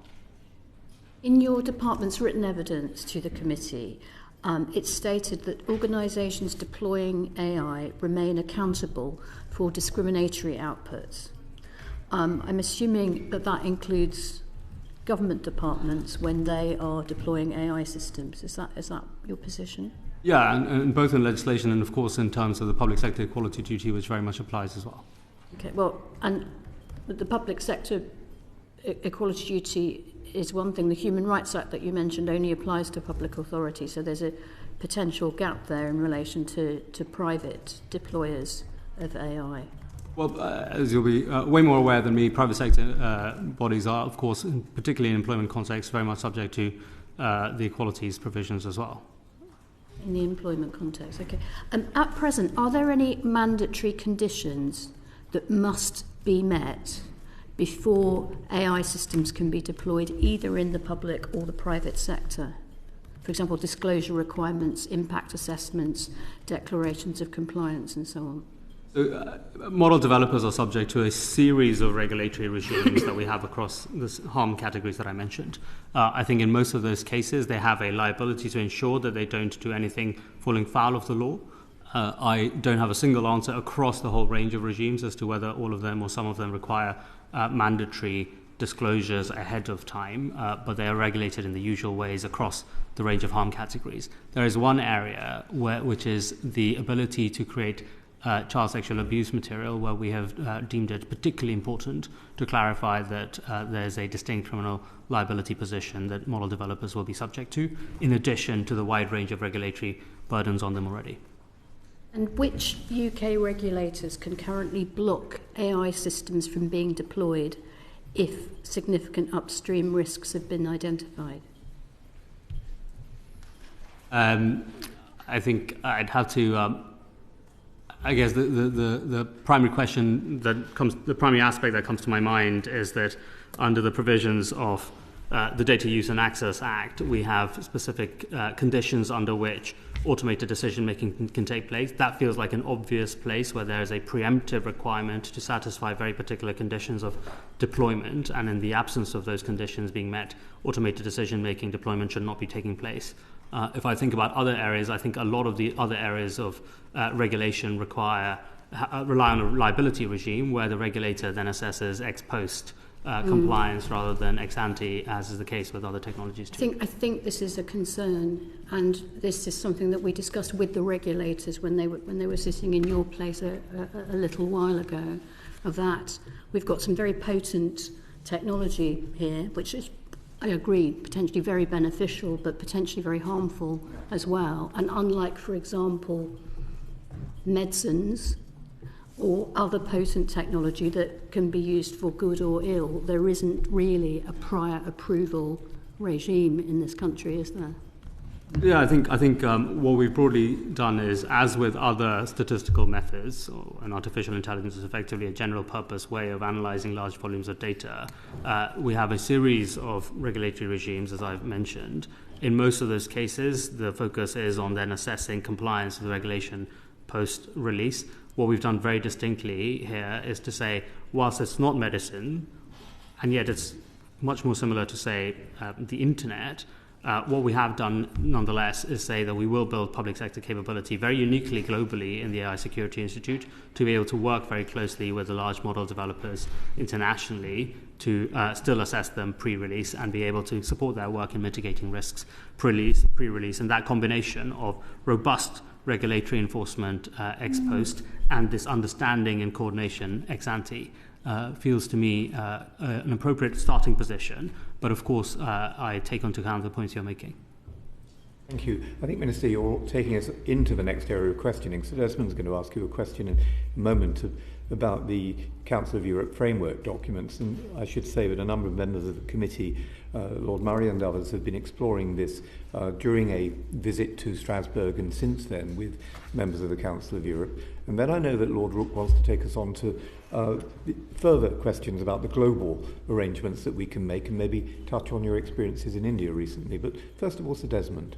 So we signed up to the Council of Europe Convention Framework 18 months ago. We've yet to ratify it. To be fair, none of the other signatories have ratified it yet. But is there anything that you're aware of that stands in our way in terms of being able to deliver on the commitments that currently prevents us from proceeding with that ratification? I really appreciate that question. 2 points to make. One, just the introductory comment I'd make is that I was very glad, I think, across government, we're focused on the UK playing a significant role in international coordination on the question of risk mitigation in AI. And so the fact that it was the first legally binding agreement globally on AI grounded in human rights, democracy, and the rule of law was a really important moment. And I'd be delighted to talk about how we've continued those conversations in India. On the particular question, as well, as you'll know very well, the convention largely focuses on existing human rights regimes within countries and to ensure that countries comply with them when it comes to the question of AI. And so to that extent, I feel no significant obstacles in us being able to put that into effect as well. It's just that the program of work required to do so, given the sweeping scope of it, is pretty extensive, and so we're making sure that we're working hard on that.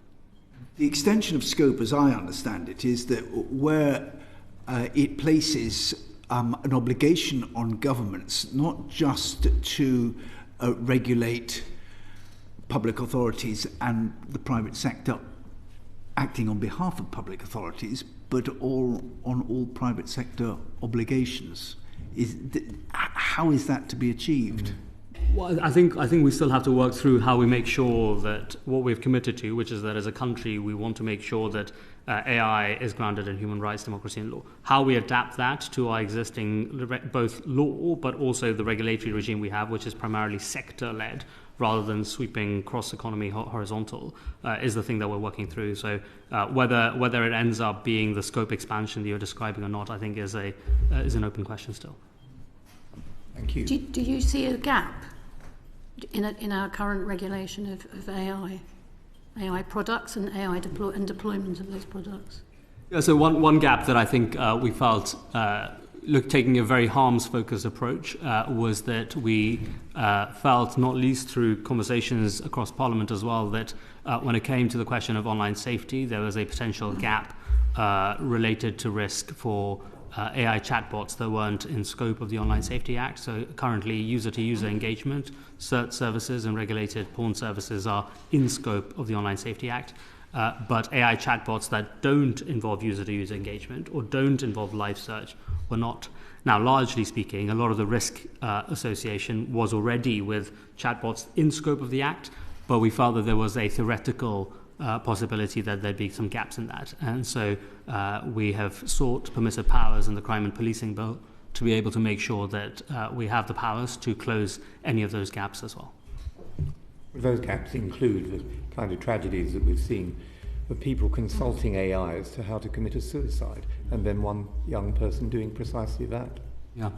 The thing I'd say is firstly, absolutely horrific. And one of the motivations to making sure that we were able to move fast on, A, reviewing any gaps, and then B, seeking this power to move very fast on it, was exactly the testimony of both parents in particular. The Secretary of State and I met a series of bereaved families who had those experiences, I have to clarify, not in the context of AI chatbots, but more generally online experiences. The second thing I'd say is that we found that one of the first things that the Secretary of State did when the two of us were appointed was to deem self-harm and suicide content in the Online Safety Act a priority offence, which now means that platforms don't just have a retrospective duty to react to that content, but a proactive requirement to look for it and to root it out. And that applies also to AI chatbots in scope of the Online Safety Act. Where AI chatbots are not in scope, as I mentioned, we have sought the permissive power to now be able to bring them in scope. Thank you. Let's go to Lord Rook and then to Dame Chi. Thank you, Chair. Minister, you and I have had the conversation before about the pride we can take in this country sort of leading on AI safety, and the previous government's work to convene the Safety Summit at Bletchley Park. I had the privilege of working particularly with faith communities and civil society groups to look at how we could harness AI for human flourishing, but also to protect against potential harms. And clearly as a country, we were at the forefront of trying to convene the world in that conversation. I'm interested, hearing you straight back from India, despite the jet lag, to know where you think that conversation is right now. Are we still using international collaboration to deal with some of these challenges and opportunities? And also, are we as a country still taking a leading role in trying to push that conversation forward? Yeah, I really appreciate this question, because I think it goes to the heart of how we're able to move, especially in a technological context, which is much more global than specific sectors, how we're able to move together. I think one overarching observation I'd make about how the conversation has shifted, and then a specific question on our commitment. In terms of the overarching development, the thing I experienced in India was that where we were at Bletchley Park, which was a remarkable moment of UK leadership, and I have to commend cross-party and across governments, the work of the last government in doing so. Where we've moved to now is that the conversation is much more focused on the day-to-day experience of people, rather than much more abstract, very long-term questions of how AI might either fundamentally transform the economy long-term or fundamentally might pose risks. It's much more rooted in the lived experience of people now. That is exactly what I felt in India. So on the question of adoption and opportunity, the argument was not how you create massive large language models with billions and billions of investment, but how you create small models deployed on people's devices, giving them privacy as well as the power in their palms for billions of people in conditions of economic deprivation. And similarly, on the risk question, the focus was very much on not just saying, hey, AI is a kind of cross-sector, massive global long-term risk, but much more about what are risks that we're experiencing today. Look at the lens of harm and then regulate or make progress on mitigating those harms. And so we had some very fruitful conversations with both the Indian government and a series of other governments to, in particular, look at, for example, the question of child safety, the question of violence against women and girls. Very acute risks. People are experiencing them here and now. And all of us are trying to move promptly on those questions. And I found that a very, very helpful shift from where I think the conversation was to where the conversation is now, much more in sync with the lived experience of people. The second thing on the question of commitment, British commitment, is that we are absolutely committed to making sure the UK continues to play a leading role in the international conversation here. Part of that is through the ongoing capability of the AI Security Institute and an alignment fund that we have now committed to with partner countries, which remains the forefront of a lot of the state of the science in understanding risk. But part of it is also engaging very deeply with allies in thinking about how we're moving in an appropriate way when it comes to wider questions of multilateral governance. And in that question, I will also just simply say that the question of how we engage all of society, and in particular spiritual groups, the wider communities that we have, is increasingly at the heart of it, because I felt that the prior conversation at Bletchley was a very insular, elite conversation. I think there are 250 people or so there talking about super long-term risk and opportunities of AI. At the Indian Summit, there were 250,000 people there, including faith leaders as well. And I think that was reflected in the fact that we're now talking much more about specific opportunities, specific harms, and specific mitigations. That's very helpful. Thank you. Some of us are hearing rumours, which we're hoping are just rumours, that our eagerness in the UK to progress a kind of tech prosperity deal with the USA might be leading us to be less connected with other countries around the world and reduce our international engagement and really just kind of back the US as the main horse in this race. Interested to know your perspective on that. Are we attaching ourselves more strongly to the US, or are we still working with other global actors, particularly on issues of AI safety? And also, are we actively involved in looking at how AI safety protects human rights in different constituencies around the world? Yeah, no, I appreciate that question. The United States is, of course, a very key ally for us when it comes to the question of technology. That said, I've personally spent time in both South Korea and now India. When I was in India, I didn't just meet the Indian government. I met the Australian minister, I met the French minister, I met the Norwegian minister, and beyond as well. And that was precisely because we want to make sure the UK continues to play a role, not just in our bilateral engagement with the United States, but much more broadly as well.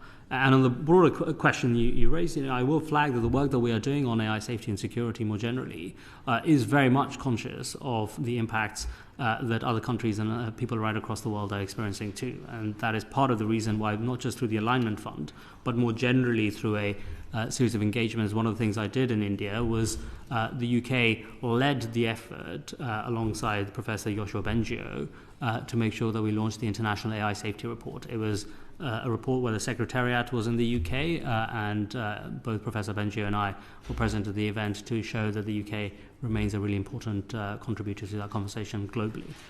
Thank you. Thank you, Minister. Let's go to Dame Chi and then to my colleague, Dr. Peter Swallow. Thank you very much. And Kanishka, it's great to have you here. And I know you have a lot of experience in AI from before you entered Parliament. And I do want to ask you about the current regulatory framework. But did I hear you say that AI was just another statistical analysis model?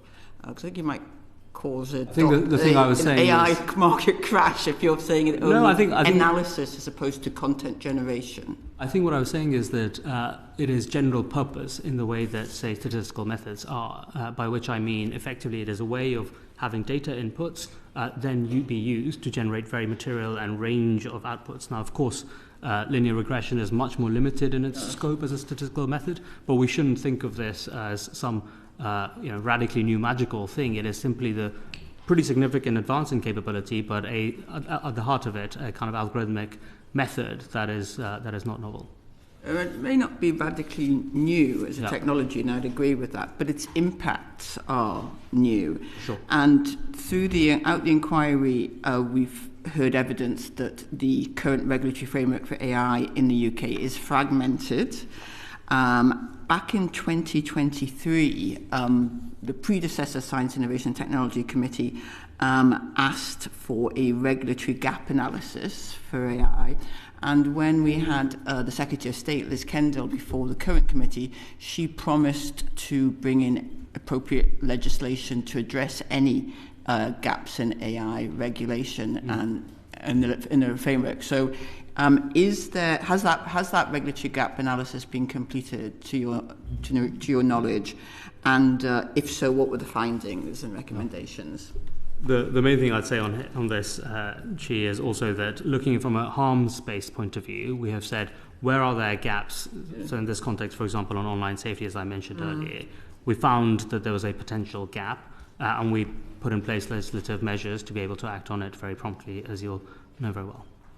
So you've done a harms-based regulatory gap analysis? Well, I haven't seen is a single sort of look that says where are gaps on AI. What we have done is said on online safety, which is and identified it. Well, so on online safety, we've said we have a significant regulatory regime in place. Are there any gaps that are correlated with real-world risk? We found one, and we acted on it. And so that's largely been the approach, which is to take the example of where there are experiences of people that we think aren't currently regulated appropriately, and to act promptly to stamp them out. How are you identifying where there are experiences of people which aren't currently regulated?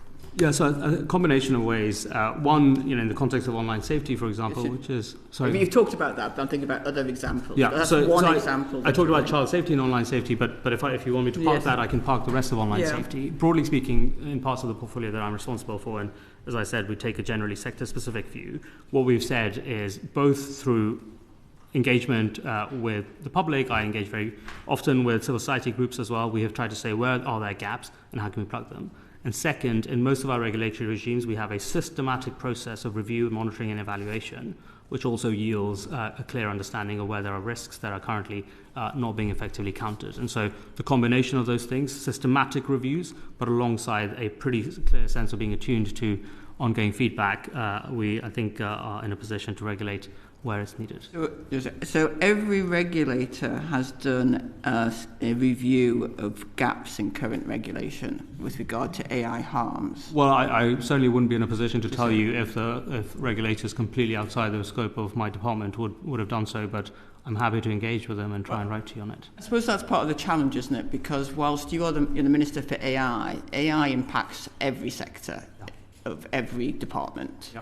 So I think I understand what you're saying to us is that you are perhaps confident that about potential regulatory gaps for current harms within DCIT, but not within other sectors. I think that's right. As hopefully you'll have heard, the privacy regulator says, I regulate privacy as a harm vector, but I don't regulate specific technologies. And I would really hope the privacy regulator both looks at AI, but non-AI harms. If you think about equalities, I would hope that the equalities regulator looks at possible vector of exposure from AI, but non-AI as well. I understand that, Minister, but I do feel that AI, and we are looking at AI, AI has specific, it can be complex and its implications should be considered across government. But I suppose that brings me to your level of responsibility. So do you have a responsibility for AI across government or purely within the Department for Science, Innovation and Technology? I'm just going to clarify the question. So what I'm definitely not responsible for is public service deployment of AI. My colleague, Minister Murray, is in charge of public service deployment of AI. Right. And so, but of course, I'd be happy to try and answer any questions on that. I think if the question is more broadly, there are some aspects, labour market impacts, the Future Work Unit, which does sit in my portfolio, but that is not just across public sector, that is across economy question. So for example, a question of the ethics of using AI in benefits analysis. Is there anyone in government who is responsible for high standards of ethics or any standards of ethics in AI deployment across government or across sectors? Very importantly, so yes. So in the question of benefits analysis, the DWP has a series of requirements to make sure that when it's deploying technology, including AI, that it is able to cater to not just regulation, but the public sector equality duty. If the question is more broadly, is someone responsible not for sector-specific aspects, but cross-public sector aspects? No, it's for cross-government aspects. Is anyone responsible for ensuring certain standards of ethics or other best practice across government when it comes to AI? So just to, without hoping to repeat too much, it is very much the case that each department is responsible for ethics and regulation, and on top of that, the Government Digital Service works on a series of standards across government, including an AI playbook that is working on to make sure that departments are able to share best practice as well. So we have both intensive sector-specific deployment responsibilities for departments, but alongside that, the Government Digital Service in its usual role, with oversight from Minister Murray, my colleague, has a sense of kind of looking at standards across government as well. And what powers does it have to enforce those standards across government? I'm happy to write to you on that. It's not in my portfolio, so I'm afraid I don't have a full view of it. Thank you, Minister. That's very helpful. Do you have any further points you want to? I did just want to have a quick question on the AISI, the December 25 report when every single system was overcome by jailbreak testing. Do you feel confident that the UK can address the challenges posed by AI frontier systems? And is there plans to place it on a statutory footing? And sort of while you're responding to that question, you just say why they changed the name from AI Safety Institute to Security Institute. Great.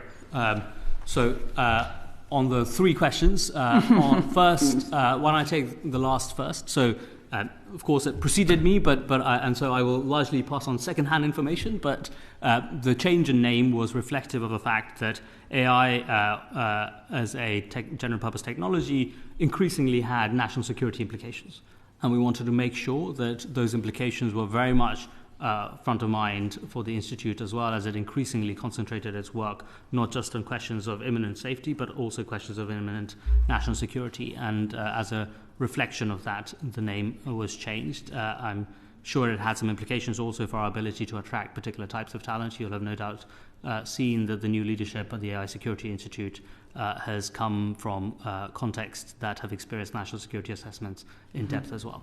We found that was a very important function to have inside government.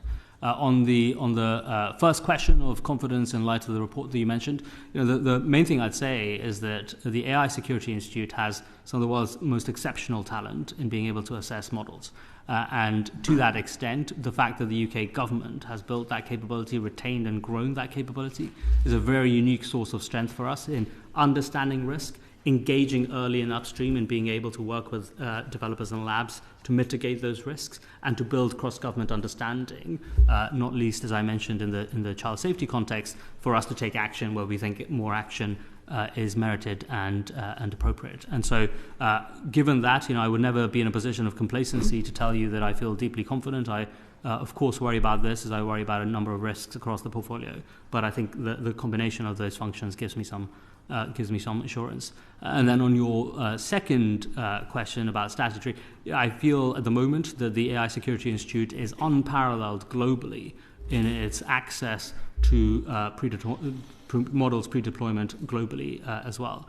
And I have seen no reason to suggest that its institutional design requires reform to enhance that access and its capabilities in any way. But of course, I'd be very keen on keeping it under review if there are alternative views on that question. That's very helpful. I'm sorry, Demchi, we do need to move on from there. But if you are keeping that under review, I think we'd want to hear more about it.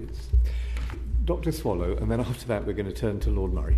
Thank you, Minister. I'm going to ask you a very simple and single question. What is sovereign AI?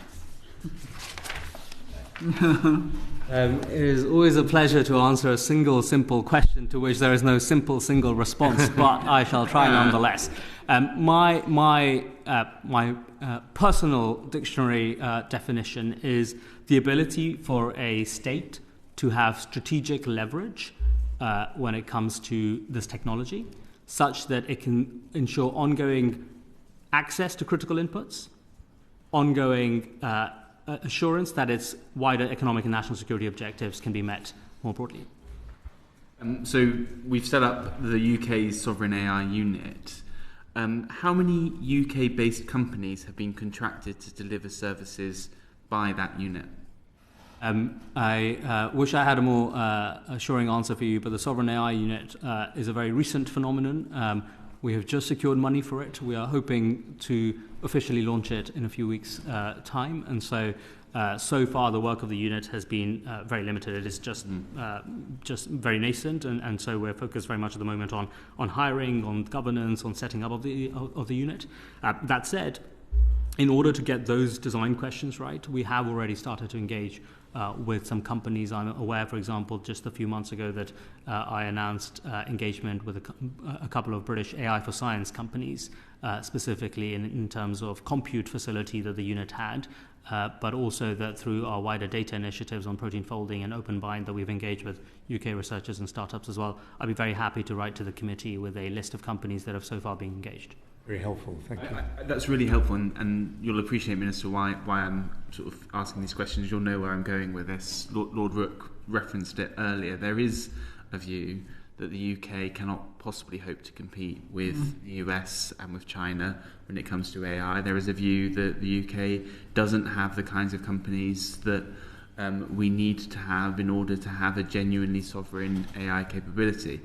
I know from speaking to you before this and from my own experience as a constituency MP with some fantastic AI companies in my patch, that is not necessarily the case, but obviously there is a role for government here to foster and grow the AI capability that we have in the UK. So just what is your view on this? How do we get that balance right between fostering genuinely sovereign AI capability whilst also recognising that, of course, we do need to work with international companies, particularly those based in ally states?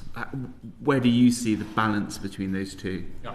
Well, the first thing, I think this is an absolutely critical question. So the first thing to say is I think this is the most important question that I think about when it comes to the trajectory of this country on AI.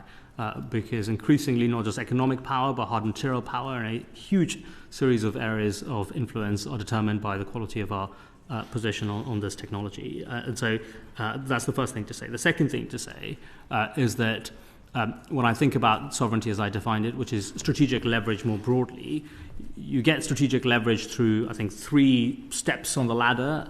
One is just have enough of the critical inputs. Right? Like, yes, think about, I'll come to all the other aspects of where it's from, but just have enough of them. Have enough of the chips so you can even do anything with AI in the first instance. And so in that context, we were very keen that we were able to secure the level of capital investment that meant Britain was at least on the table. Once you're on the table, the second part of it is to make sure that you have some diversification in who you're procuring critical inputs from so that you can bargain effectively. With the Party of Labour, we understand that who has power matters as much as what the powers are. And so for that context, we have focused, and one of the first things I did was to engage with a series of companies in every part of the stack so that we were able to build some diversity into the landscape. And then the third rung of the ladder is ultimately to build British, to make sure that we have the full fat version of sovereign capability here in parts of the stack.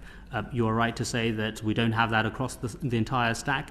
I would say gently that I think we do have it in parts of the stack. Arm is the leading chip design company globally, headquartered still in Cambridge. We have fantastic companies growing up in the inference AI chip part of it, Fractal and OLX being 2. When it comes to models, we have huge strengths, not just in the fact that a lot of the Gemini teams sit in DeepMind and King's Cross, but in AI for science, in AI for autonomous vehicles. Wave just raised the largest funding round in Europe this year today, $1.5 billion. It is a fantastic company looking at embodied AI and vision models. And so there are lots of specialist areas of science in particular where we have very remarkable capability that gives us leverage. And then the third aspect is applied AI as well. Well, I think we have some very significant strengths, not least because we have been building areas of trustworthy AI and assured AI as well. So the second thing to say is that I think there is some mix of procuring from outside to have enough of this stuff, procuring from some diversified sources, and then, yes, ultimately building British. And then would you accept that historically we haven't been good enough at procuring from UK companies? Without a doubt. You know, if you look at it over the commercial cloud wave, frankly, you know, I am very glad that there are lots of companies that we benefit from, which are international companies, and we will continue to do so. But the fact that we have been so susceptible to a very limited presence in that part of the stack from the UK has been a challenge. Now, does that mean that we should attack that part of the stack? Not necessarily. It's an economic decision. Ultimately, we have finite resources. We have to pick our areas of focus. But it is pretty clear to me that broadly speaking, Britain lost out in the last 15 years of software as a service and cloud development, and I'm very determined that we don't do so now. And so the third part of your question is, what can government do? The Sovereign AI Unit is specifically focused on using both capital and compute to anchor British companies here. But that is only a part of the solution. We have not just a role in terms of compute and capital through Sovereign AI and British Business Bank sources, but we have a role also as a customer. And I think in that context, one of the early things that we did just 3-4 months ago was to announce a advanced market commitment where government will say to British startups in novel chips, as you unlock technical risk by developing new technologies, you will unlock incremental government revenue. And when you do that, you can raise a lot more money from private markets as a result of doing it. So government has a huge role to play in being much more innovative as a customer as well. briefly on AI growth labs, where the government is looking to allow AI systems to be tested within safe sandboxes where some of the regulation is taken away in order to test novel uses of AI. Are you confident that human rights concerns are being tested as part of that process, as part of that sandboxing? Really important question. One of the things that we consulted on in the consultation was to make sure that we solicited views on regulatory red lines. Human rights, workers' rights, intellectual property rights were three that were really top of mind for me when I thought about that. But we want to make sure that we're creating, yes, permission in cases where we think innovation from an assured, responsible way can progress the economy, but to do so with no compromise on fundamental values and rights as well. Thank you very much, Minister. I'm being advised that there may be a division in the Lords in due course, so occupational hazard. So we may have to suspend at that point. But I want, if I may, now to turn to Lord Murray, and after that we will hear from Lord Sewell. But building on the answer you've just given to Dr. Swallow, when things go wrong, what happens about remedies? And I think that Lord Murray wants to pursue that. Yes. In your view, Minister, are the United Kingdom's current arrangements to provide redress for harms caused by AI, as required by the Framework Convention, presently sufficient?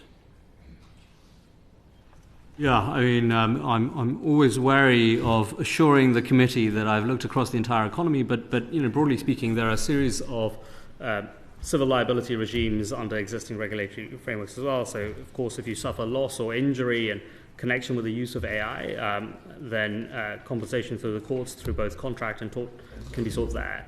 Alongside that, we have a series of frameworks, the data protection frameworks, for example, which apply to AI when it involves the processing of personal data. And in that context, as you'll know very well, parties have to make sure, data controllers have to make sure that any processing is lawful, fair, transparent. The ICO has a relatively clear redressal process, as well as a process for subject access requests, which allows individuals to seek both transparency on their data and redressal in the event of non-compliance with law. I don't propose to go through it harm by harm, but broadly speaking, we have redressal mechanisms across the regulatory regimes that apply to AI.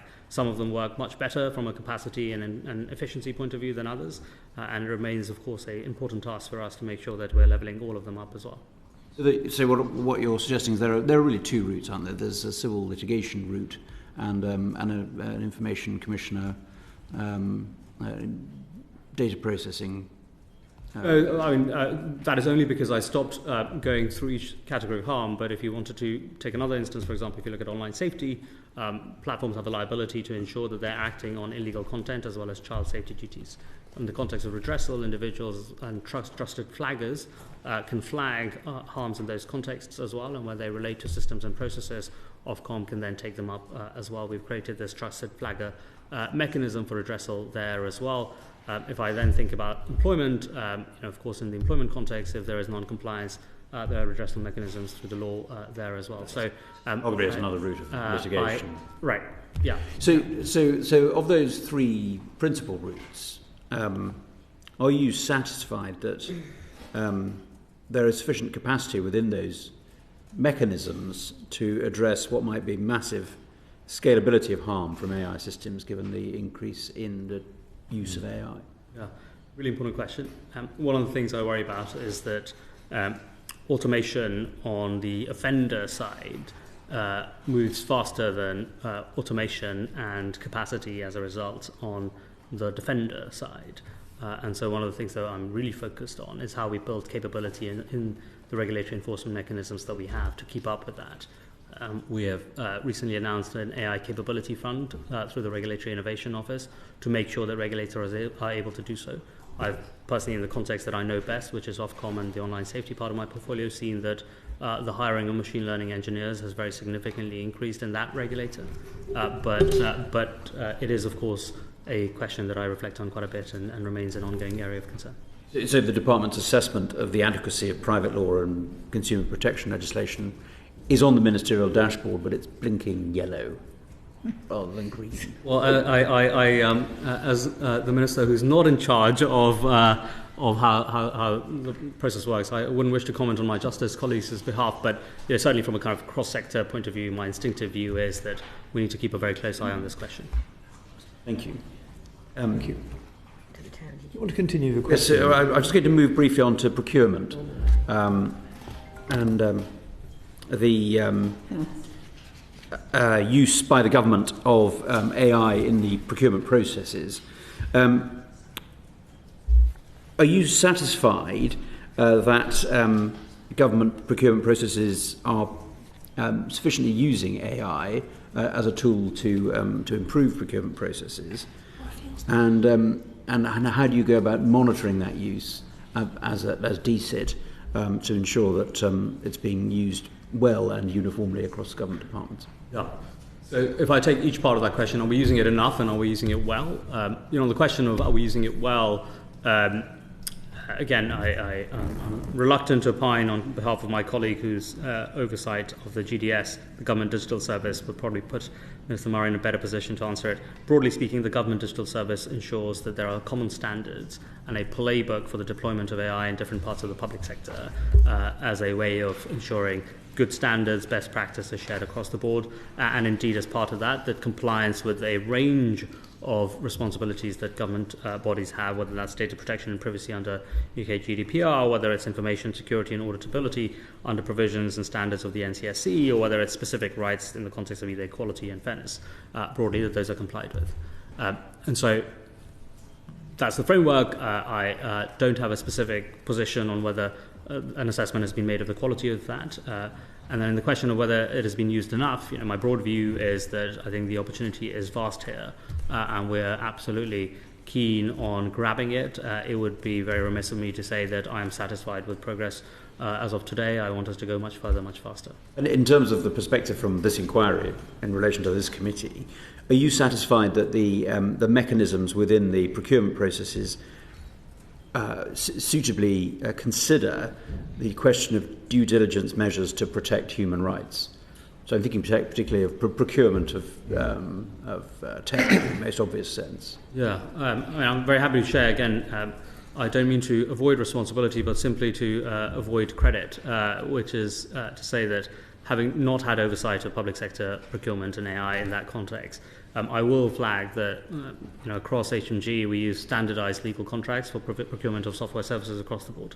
And in doing so, we have particular regard to both strict mandatory clauses in those contracts, standards that are shared across government in those contracts, and a robust risk management framework that looks specifically at data protection, privacy. It looks at information security and auditability. It looks at the questions of privacy and fairness in a standardized way as well. And so my expectation is that that is a relatively robust, mandatory, standardized approach across government. Of course, in all of these contexts, it is always as good as the quality of the people and the enforcement of it. I'm very happy to write to the committee on the question of where there is any assessment of that. Obviously, you're familiar with the DWP 2024 example when an algorithm used to identify potential instances of benefit fraud was found to be producing discriminatory outcomes. Clearly, the reason that came to the government's attention was because of the efforts of NGOs challenging that. What lessons have been fed into government procurement processes to prevent that kind of situation recurring? Yeah, I at a very high level have seen the DWP instance, but the broad view I'd say is that the UK GDPR, as well as, in this particular context, the public sector equality duty places a particular duty on government bodies. I can't remember, for not having, again, been the responsible minister, whether that was an AI model or whether it was actually just a linear regression model. I'm very happy to write back to the committee, having consulted the DWP on it. But the big picture lesson is, of course, very, very clear, which is that we want to make sure the standards that we have, the standardized contracts that we have, are properly enforced across government departments, and those include a very specific focus on ensuring compliance with the equality duty and avoiding any discriminatory outcomes of the sort that has been described. Thank you. Thank you. Minister, I'm going to turn to Sir Desmond Swayne, if I may, in a moment, because I know he wants to ask about guardrails.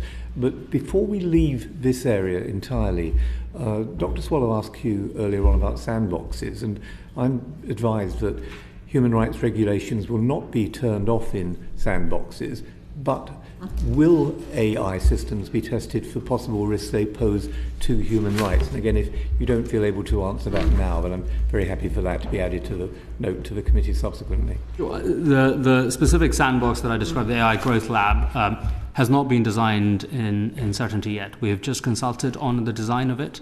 One of the key principles of the consultation was to solicit views on how we ensure regulatory red lines, as they relate to rights in particular, were maintained in the design of it. And so when we do complete the design of the sandbox in that context, I'm very happy to write to the committee at that point to assure the committee of where the red lines have been. Thank you very much indeed. Let's go to Sir Desmond and then Lord Sewell. What guardrails are in place or would be in place to prevent the disruption to a public service were the processing discovered to be non-compliant in respect of the AI that was being used? How would we ensure that the public service continued to be provided? Yeah. I don't have the fullest legal view on this, but if I just play the hypothetical scenario forward, I think the situation being described is of AI being used in some context, it being found through its live deployment that the processing of personal data was non-compliant, a report having been made, I guess, to the ICO in that particular instance of harm, and the ICO finding that the technology was non-compliant. In that instance, the ICO, I would assume, would then go through its enforcement process, which would include the possibility of enforcing fines and corrective remedies.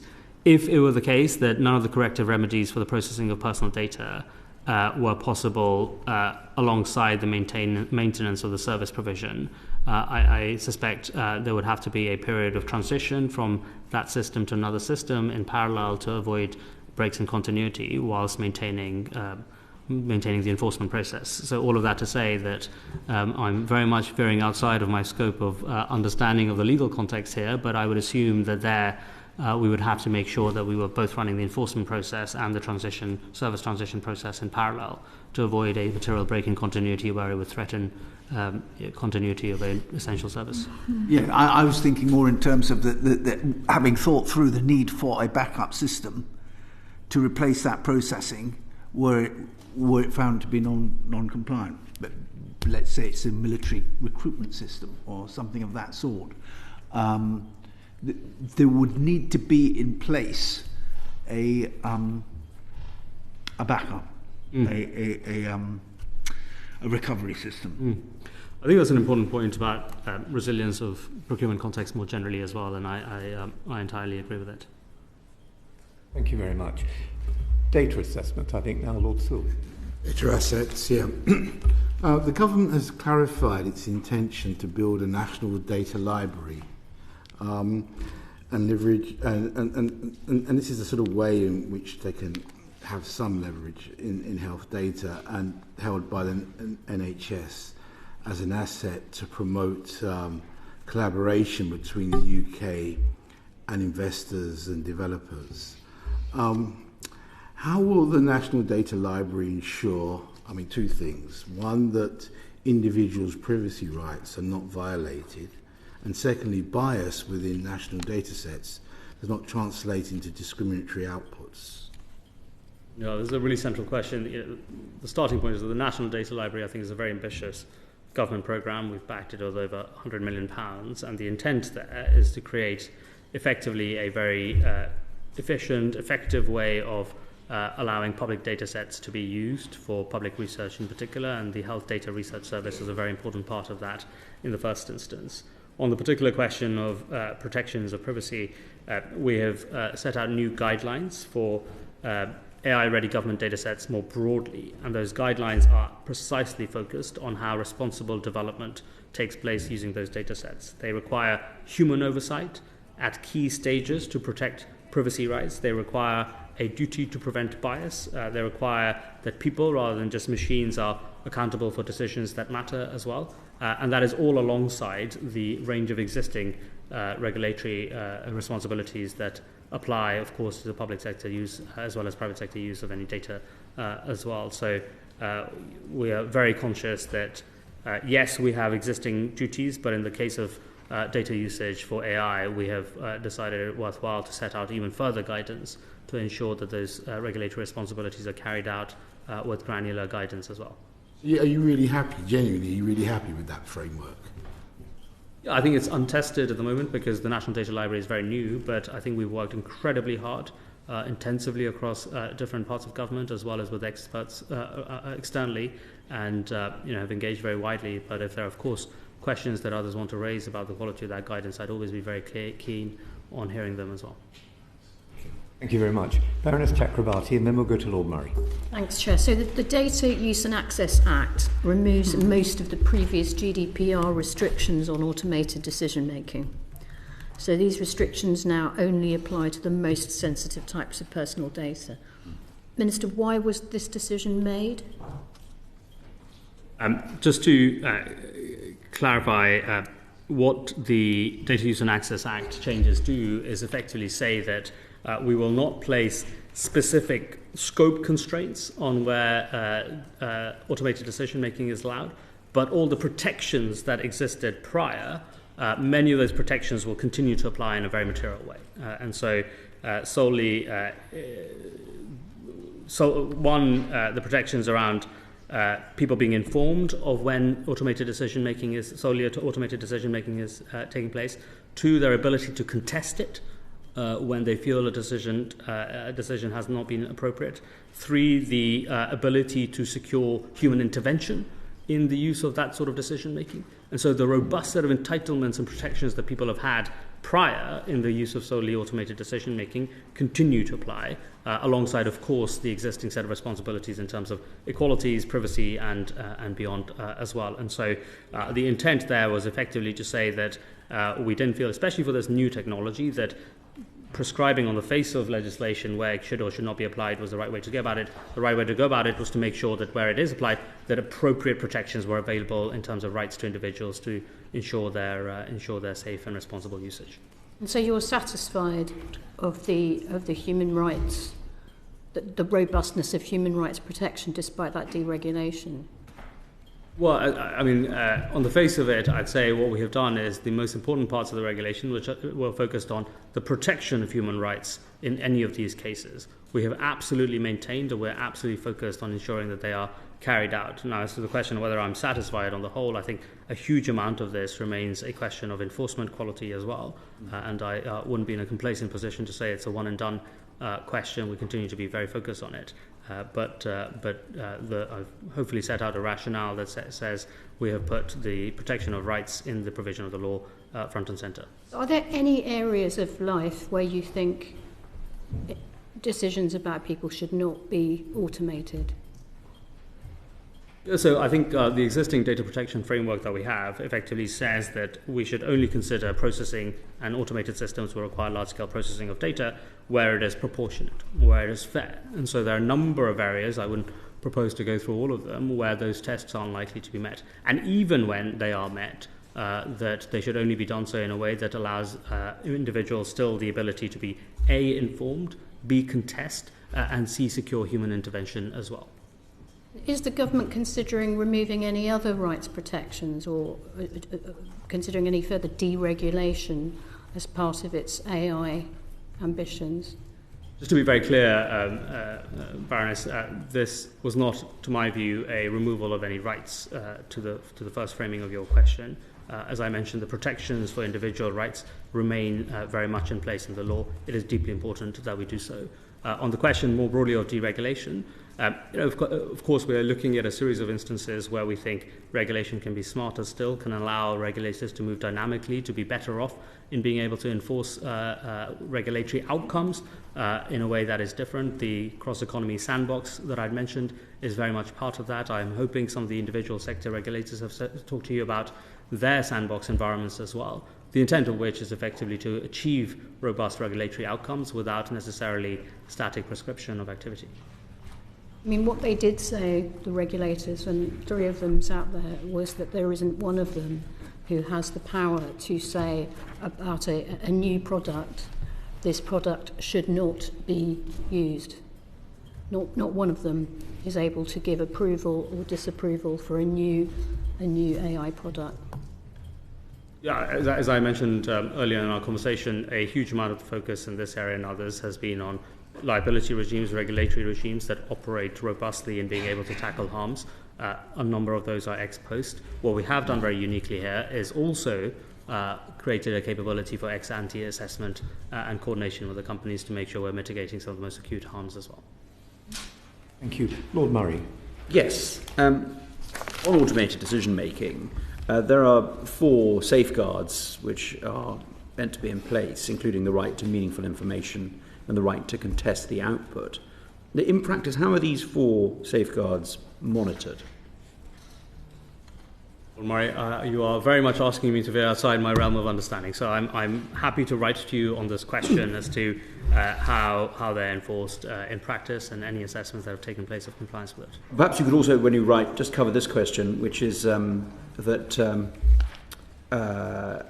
if the safeguards are not adequately provided, how can individuals complain and seek redress? Perhaps you could. Yeah, I will.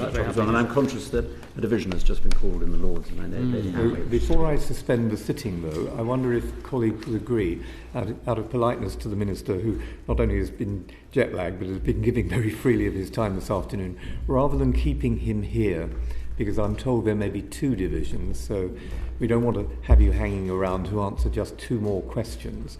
Right. You have very kindly agreed to write to us about a number of things. If we were to give you those 2 other questions, one is Dame Cheese, one is mine, if they could be added to your letter, and if I could now prevail upon you to ensure that we get a reply to those questions fairly quickly, because we need to move on to our draft report and we need your replies to be able to do that. So if your officials could really help in ensuring we get a reply within a reasonable time frame in the next week or so, that would be really appreciated. But if you're happy on that basis, I would be very happy to now suspend the sitting, but by saying thank you very much indeed, Minister Narayan, for giving us your time today. I've been very personally impressed by the way in which you've answered our questions, the competence that you've shown in your portfolio, and the deep knowledge you clearly have. And I think people should feel comforted that someone who's on top of his brief has been appearing before this select committee today. No, so very much appreciate that, Chair, and thank you for your generosity in considering my time. I will hope to reciprocate the generosity of my time of responses as well. So thank you very much indeed. And in that case, I can formally end today's meeting, because we've dealt with all the private business earlier on. But if people, any members wish, we don't have to be quorate, wish to come back after the divisions are over, Professor Young is available to come and talk to us as our special advisor on this committee, on this inquiry, and Karen is sitting modestly over there. She'll be happy to brief us about some of the replies that we've heard today. But with those words, let me end this session.